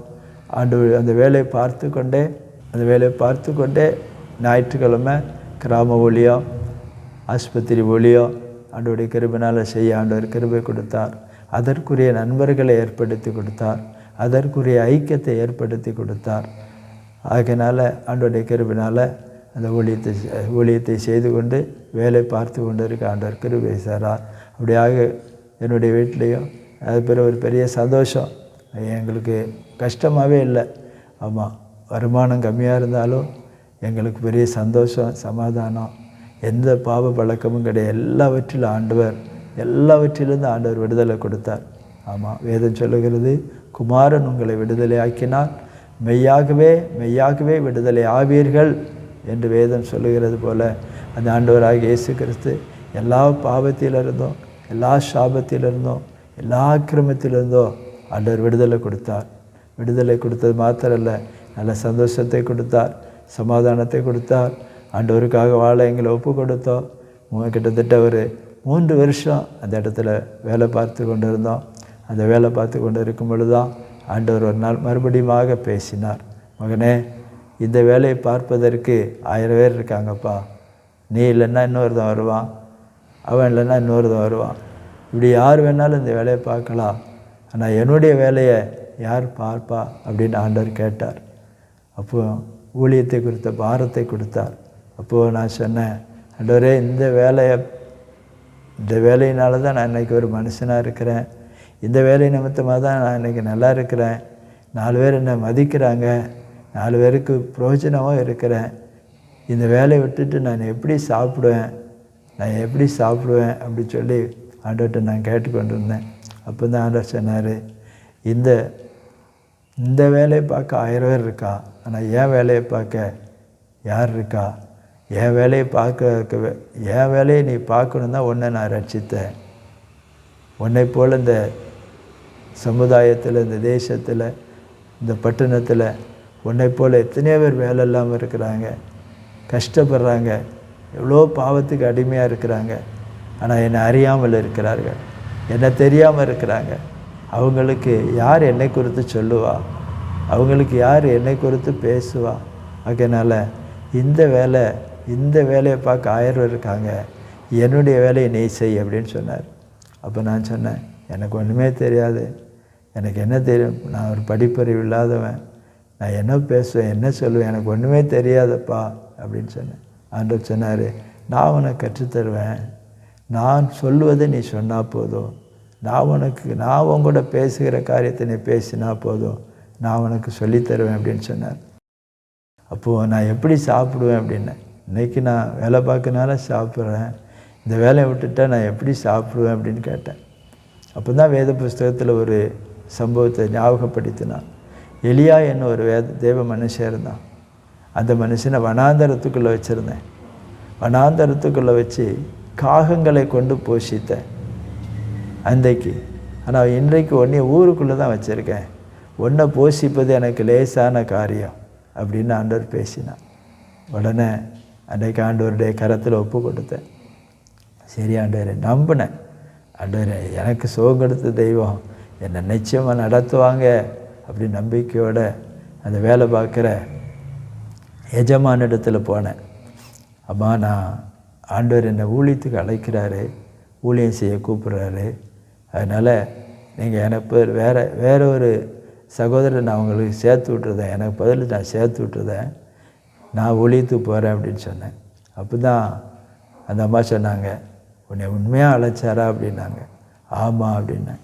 சரி, அவர் அழைத்தார்னா நீ போ அப்படின்னாங்க. உடனே அந்த அம்மாட்ட சொல்லிவிட்டு நான் ஊழியத்துக்கு போகிறேம்மா, வேறு ஒரு சகோதரனை சேர்த்து விடுதேன் அப்படின்னு சொல்லிட்டு இன்னொரு சகோதரனை பார்த்து அந்த வேலைக்கு சேர்த்து விட்டுட்டு நான் அந்த வேலையை விட்டுட்டு, என் மனைவி வேலை பார்த்தா நான் அந்த வேலையை விட்டுட்டு என்ன செஞ்சிட்டேன், ஊழியத்துக்காக வந்துட்டேன். அப்போது வீட்டில் உட்காந்து ஜெபம் பண்ணேன். என்ன செய்ய, என்ன ஊழியம் செய்ய அப்படின்னு வீட்டில் உட்காந்து ஜெபம் பண்ணிகிட்ருக்கேன். அப்போ ஆண்டவர் மறுபடியும் பேசினார். நான் உன்னோடு கூட இருந்து செய்யும் காரியம் பயங்கரமாக இருக்கும். நான் உன்னை நடத்துவேன். நீ என்னுடைய ஊழியத்தை செய். என்னை அறியாத ஜனங்கள், ஏராளமான ஜனங்கள் இருக்கிறாங்க, அவங்களுக்கு நீ என்னை குறித்து சொல்லணும் அப்படின்னு சொல்லி ஆண்டவர் பேசினார். எனக்கு ரொம்ப சந்தோஷம். ஊழியத்து போக ரொம்ப சந்தோஷம், ஊழியம் செய்வே சந்தோஷம். ஆனால் சாப்பாட்டுக்கு என்ன செய்வேங்கிற ஒரு கவலை தான் அந்த நாட்களில். அப்படிப்பட்ட நேரத்தில் நம்பிக்கையோடு இருந்தேன். கிட்டத்தட்ட 1 வாரம் ஆகிட்டு, 10 நாள் ஆகிட்டு, ஒன்றும் செய்யலை. ஜெபம் பண்ணிகிட்டே இருக்கேன், என்ன செய்ய அப்படின்னு சொல்லிட்டு. ஆண்டவரே, வீட்டு வாடகை கொடுக்கணும், நான் சாப்பிடணும், எனக்கு நீங்கள் தான் நடத்தணும் அப்படின்னு சொல்லி நினச்சிட்டு இருக்கேன். அப்படிப்பட்ட சூழ்நிலையில் திடீர்னு ஒரு தெய்வ மனுஷன் என்னை தேடி வந்தார். இப்படி இந்து குடும்பத்திலேருந்து ரட்சிக்கப்பட்ட ஒரு தம்பி இங்கே இருக்காங்களாமே அப்படின்ட்டு என்னை தேடி வந்தார். அப்போது அவர்கிட்ட யார் சொன்னாங்கன்னு தெரியாது, என்னை குறித்து கேள்விப்பட்டு தேடி வந்தார். நான் வீட்டில் உட்காந்து நான் ஜெபம் பண்ணிகிட்ருக்கேன். அவர் வந்தார். அப்போ என்கிட்ட பேசினார். பிரதர், நீங்கள் சாட்சிலாம் சொல்லுவீங்களா அப்படின்னு கேட்டார். அப்போ நான் சொன்னேன், சொல்லுவேன்யா அப்படின்னு சொன்னேன். அப்போ என் கூட வாங்க, நான் ஒரு கன்வென்ஷன் பேசுகிறேன், என் கூட நீங்கள் சாட்சி சொல்ல வாங்க, நீங்கள் சாட்சி மட்டும் சொன்னால் போதுன்னாரு. சொல்லிவிட்டு சொன்னார், இந்தாங்க உங்களுக்கு இந்த ஆண்டவர் உங்கள்கிட்ட கொடுக்க சொன்னார் அப்படின்னு சொல்லிவிட்டு கொஞ்சம் பணத்தை எடுத்து என் பைக்கில் வச்சுட்டு போனார். நான் அவர் போகையும் எண்ணி பார்த்தேன். எனக்கு வீட்டு வாடகை கொடுக்குற பணம், எனக்கு சாப்பாட்டுக்கு தேவையான பணம் எல்லாமே இருந்தது. உடனே அந்த இடத்துக்கு சாட்சி சொல்ல போனேன். அவங்க கூப்பிட்ட இடத்துக்கு சாட்சி சொல்ல போனேன். சாட்சி சொன்னேன். மறுநாள் சொன்னாங்க, உங்கள் சாட்சி நல்லா இருந்ததுயா, நீங்கள் ஊழியம் செய்யலாமே அப்படின்னாங்க. அப்போ எனக்கு தெரியாது, ஊழியம் செய்ய தெரியாது, எனக்கு சாட்சி தான் சொல்ல தெரியும், ஒரு ஊழியம் செஞ்சு பழக்கம் இல்லை அப்படின்னு. இல்லை, ஆண்டவர் உங்களை நடத்துவார், நீங்கள் ஊழியம் செய்யுங்கன்னாங்க. ஆண்டோட கிருபையினால் சரி அப்படின்னு சொன்னேன். உடனே அவங்க ஒரு ஊழிய ஸ்தாபனம் வச்சுருந்தாங்க, கிரேஸ் மினிஸ்ட்ரி, கிருபையின் ஊழியங்கள். அந்த ஸ்தாபகர் தான் என்னை அந்த ஊழியத்தின் நான் படிக்கலைன்னு தெரியாதுன்னு, ஆனாலும் பரவாயில்ல, நீங்கள் ஊழியம் செய்யலாம், ஆண்டவர் உங்களுக்கு கற்றுத்தருவார் அப்படின்னு சொன்னாங்க. நீங்கள் வாங்க அப்படின்னாங்க. உடனே போனேன். அவங்க ஆஃபீஸில் உட்காந்து ப்ரேயர் பண்ண தான், எல்லோரும் ப்ரேயர் பண்ணாங்க, ப்ரேயர் பண்ண சொன்னாங்க. தொடர்ந்து சில கிராமங்களுக்கு அனுப்புனாங்க, இந்த கிராமங்களுக்கு போங்க அப்படின்னு சொல்லி. அப்படியே ஒரு சில கிராமங்களுக்கு போனேன். ஆண்டவர் மறுபடியும் எங்களோடு பேசினார். எப்போ நீ குடும்பமாக ஊழியம் செய்யணும்னு சொன்னார். சரி அப்படின்னேன். உடனே மனைவியும், நீ வேலை பார்த்தது போதும், நீ ஊழியத்துக்கு ஆண்டவர் ஊழியம் பார்க்க சொல்கிறார் அப்படின்னு. ஆண்டோடைய கிருபை, ஆண்டவர் எங்கே போகலாம் அப்படின்னு கேட்டேன். அப்போ முதலாக கிராமங்களுக்கு என்னை அறியாத எத்தனையோ கிராமங்கள் இருக்கிறாங்க. உன்னை போல் பாவத்துக்குள்ளாக, சாபத்துக்குள்ளாக, பிசாசின் கட்டுக்குள்ளுக்குள்ளாக கிடைக்கிற எத்தனையோ ஜனங்கள் இருக்காங்க, அவங்களுக்கு என்னை குறித்து சொல்லு அப்படின்னு ஆண்டவர் சொன்னார். ஆண்டவருடைய கிருபையினால் ஊழியத்துக்கு போனேன். ஆண்டவர் சொன்னது போல் பண்ணவில்லைங்கிற கிராமத்துக்கு கடந்து போனோம். அந்த கிராமத்தில் போய் ஆண்டவருடைய கிருபையினால் 100 ரூபா வாடகைக்கு ஒரு வீட்டை பிடிச்சி அந்த வீட்டில் இருந்து, அங்கே ஸ்கூல் இருந்தது, பிள்ளைங்கள் படிப்பது ஸ்கூல் இருந்தது. என் 2 பையங்களையும் அந்த ஸ்கூலில் சேர்த்தேன். அவங்க அங்கே என் மூத்த மகன் 6ஆம் கிளாஸ் படித்தான், இளைய மகன் 4ஆம் கிளாஸ் படித்தான். மூத்த மகன் பேர் முத்துராஜா, இளைய மகன் பேர் முத்துக்குமார். ஆண்டோடைய கிருபையினால் அந்த ஸ்கூலில் பள்ளிகளில் சேர்த்தோம், படித்தாங்க. நான் என் மனைவி ஊழியம் செய்தோம். ஆண்டோடைய கிருபையினால் ஒரு குறைவில்லை. ஆண்டவர் எங்களை நல்லா நடத்தினார், அன்பாக நடத்தினார். எங்களை கொண்டு அநேகர் ஆண்டவர் ரட்சித்தார். எங்களை கொண்டு ஆண்டவர் அநேகருக்கு ஆண்டவர் சுகமாக்கினார், உதவி செய்தார், அற்புதம் செய்தார். ஆண்டவர் கிருபையினால் நான் படிக்கலை, ஆனாலும் என்னுடைய பிள்ளைகளை ஆண்டவர் படிக்க உதவி செய்தார். இளைய மகன் எம்பிஏ படித்தான், எம்பிஏ பட்டதாரி ஆனான். என் மூத்த மகன் எம்ஏ பட்டதாரியாக மாறினான். படிக்க ஆண்டவர் உதவி செய்தார். நான் படிக்கலை, ஆனால் ஆண்டவர் பிள்ளைகளை படிக்க வைத்தார். ஆண்டவருடைய கிருபையினால் விசுவாசத்தில் ஊழியம் செய்தோம். முதலாவது அந்த ஊழிய ஸ்தாபனத்துக்குள்ளாக போனோம். ஆனால் ஆண்டவர் எங்களுக்கு ஒரு தரிசனத்தை கொடுத்தார்.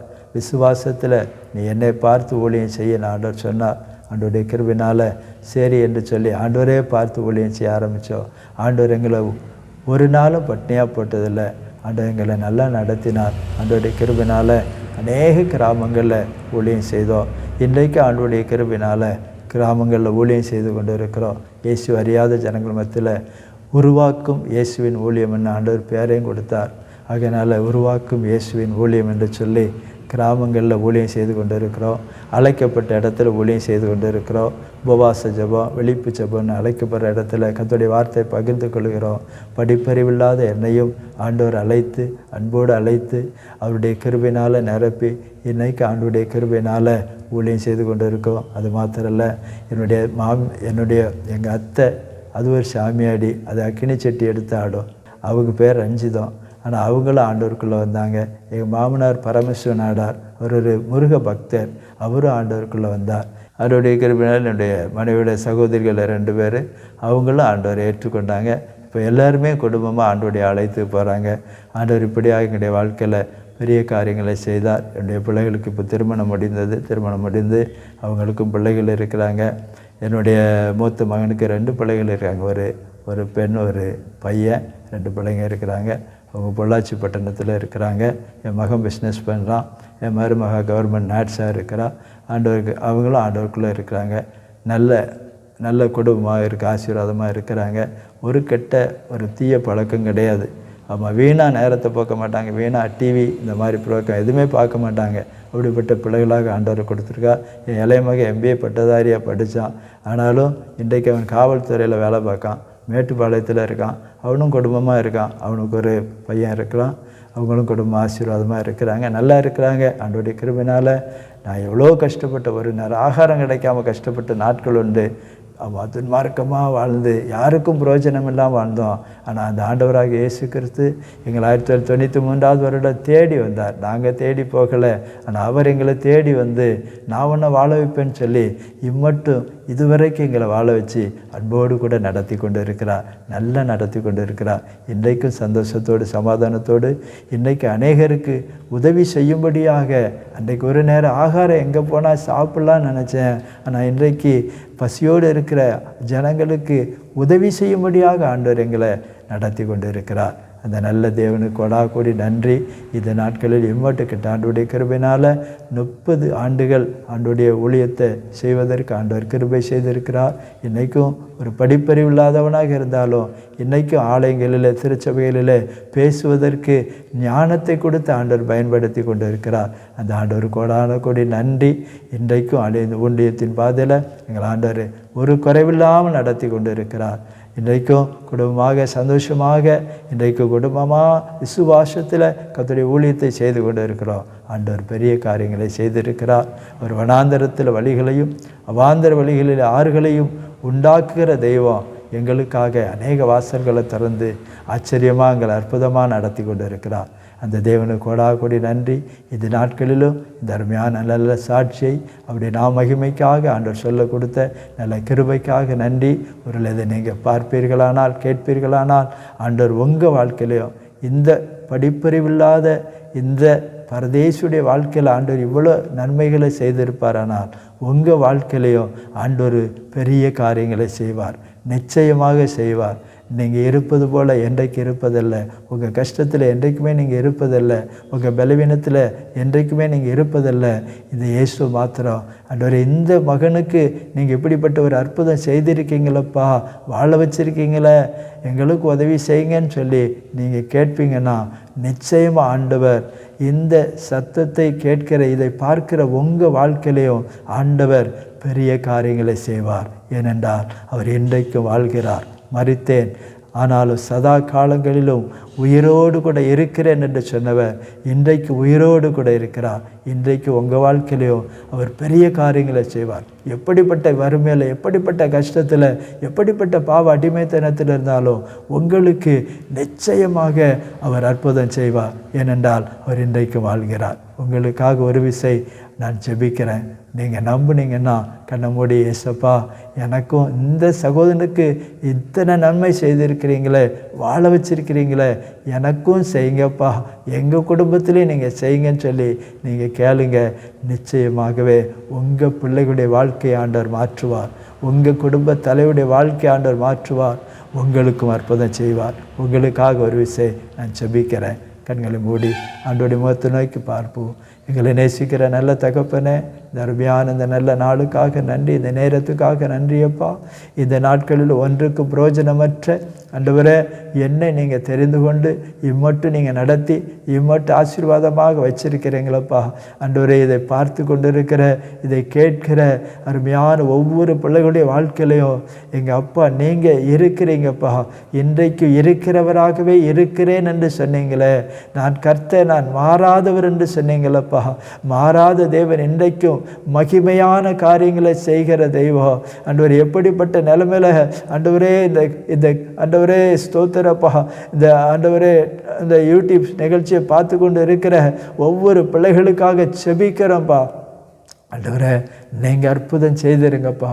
எவ்வளோ பெரிய கஷ்டத்தில் அவங்க இருந்தாலும், எவ்வளோ பெரிய நெருக்கத்தில் இருந்தாலும், ஆண்டவரே எவ்வளோ பெரிய வியாதியில் இருந்தாலும், ஏசப்பா உங்கள் கரத்தை நீட்டி ஆண்டவரே இந்த ஆண்டவரே அடிமையை தெரிஞ்சு கொண்டீங்களப்பா. ஆண்டவரே, இந்த பைத்தியம் பிடிச்சு அலைஞ்சவனை என்ன தெரிஞ்சு கொண்டீங்களப்பா. ஆண்டவரே, என்ன வாழ வச்சுருக்கிறீங்களே. ஆண்டவரே, அந்த தெய்வம் இன்றைக்கு இந்த பிள்ளைகளை வாழ வைங்கப்பா. ஆசீர்வதிங்க, சுகமாக்குங்க, எல்லா பலவீனங்களை எடுத்து போடுங்கப்பா, பிரச்சனைகளை எடுத்து போடுங்கப்பா. ஆண்டவர் மனக்குழப்பத்தை எடுத்து போடுங்கப்பா. ஆண்டவரே, நான் சாக இருக்கிறேனேன்னு சொல்லி ஆண்டவரே சாகக்கூடிய நிலைமையில் இருந்தாலும் ஆண்டவரே நீங்கள் ஜீவனை கொடுத்துருங்கப்பா. அவங்களுக்கு ஒரு அற்புதத்தை செய்திருங்கப்பா. ஆண்டவர் இப்பொழுதே செஞ்சிருங்கப்பா. ஆண்டவரே, இந்த பிள்ளைகளுக்காக, இதை பார்த்து கொண்டு இருக்கிற பிள்ளைகளுக்காக உங்கள் ரத்தம் சிந்தப்பட்டு இருக்கிறதே, அந்த ரத்தம் ஆண்டவரே இப்பொழுது அவர்களுக்கு ஒரு விடுதலை கொடுக்கட்டும். இப்பொழுது அவர்களுக்கு ஒரு அற்புதம் நடக்கட்டும். இயேசுவின் நாமத்தில் ஆண்டவரே இந்த பிள்ளைகள் ஆசீர்வதிக்கப்படுவார்களாக, நன்மையை பெறுவார்களாக. எங்கள் தேவன் நீங்கள் அப்படிப்பட்ட அற்புதங்களை செய்வதற்காக ஸ்தோத்திரம்பா. நீங்கள் உங்கள் நாமத்தை மகிமைப்படுத்துங்க, நீங்கள் மகிமைப்படுங்க. இயேசுவின் நாமத்தில் நல்ல பிதாவே, ஆமேன், ஆமேன், ஆமேன். அன்புக்குரியவர்களே, இப்பொழுது ரிச்சி சேரிட்டி ட்ரஸ்ட் மூலமாக ஒரு கிராமத்தையே தத்தெடுத்து அந்த கிராமத்தில் வசிக்கும் கைவிடப்பட்ட திக்கற்ற முதியோர்களை கண்டுபிடித்து அவர்களுக்கு ஜாதி மதம் என்று பாராமல் தினமும் உணவளித்து வருகிறோம். எனக்கு சாப்பாடு கொடுக்கறதுக்கு ஆளே இல்லை, வீட்டில் சாப்பிடுன்னு சொல்கிறவங்களே இல்லை. அந்த மாதிரி வர வாங்கிட்டேன். இப்படி ரொம்ப வேதனையாக இருந்தேன். நான் நம்மளுக்கு சாகிற நேரத்தில் இன்னும் சுயநாள் கிடச்சி இன்னும் வேதனையாக இருந்தேன். அப்போது ஏசப்பா சாப்பாடு போய் சாப்பிட்லாம் என்கிட்ட சந்தோஷமாக வந்தேன். வந்து சாப்பிட்டுங்கிறேன்.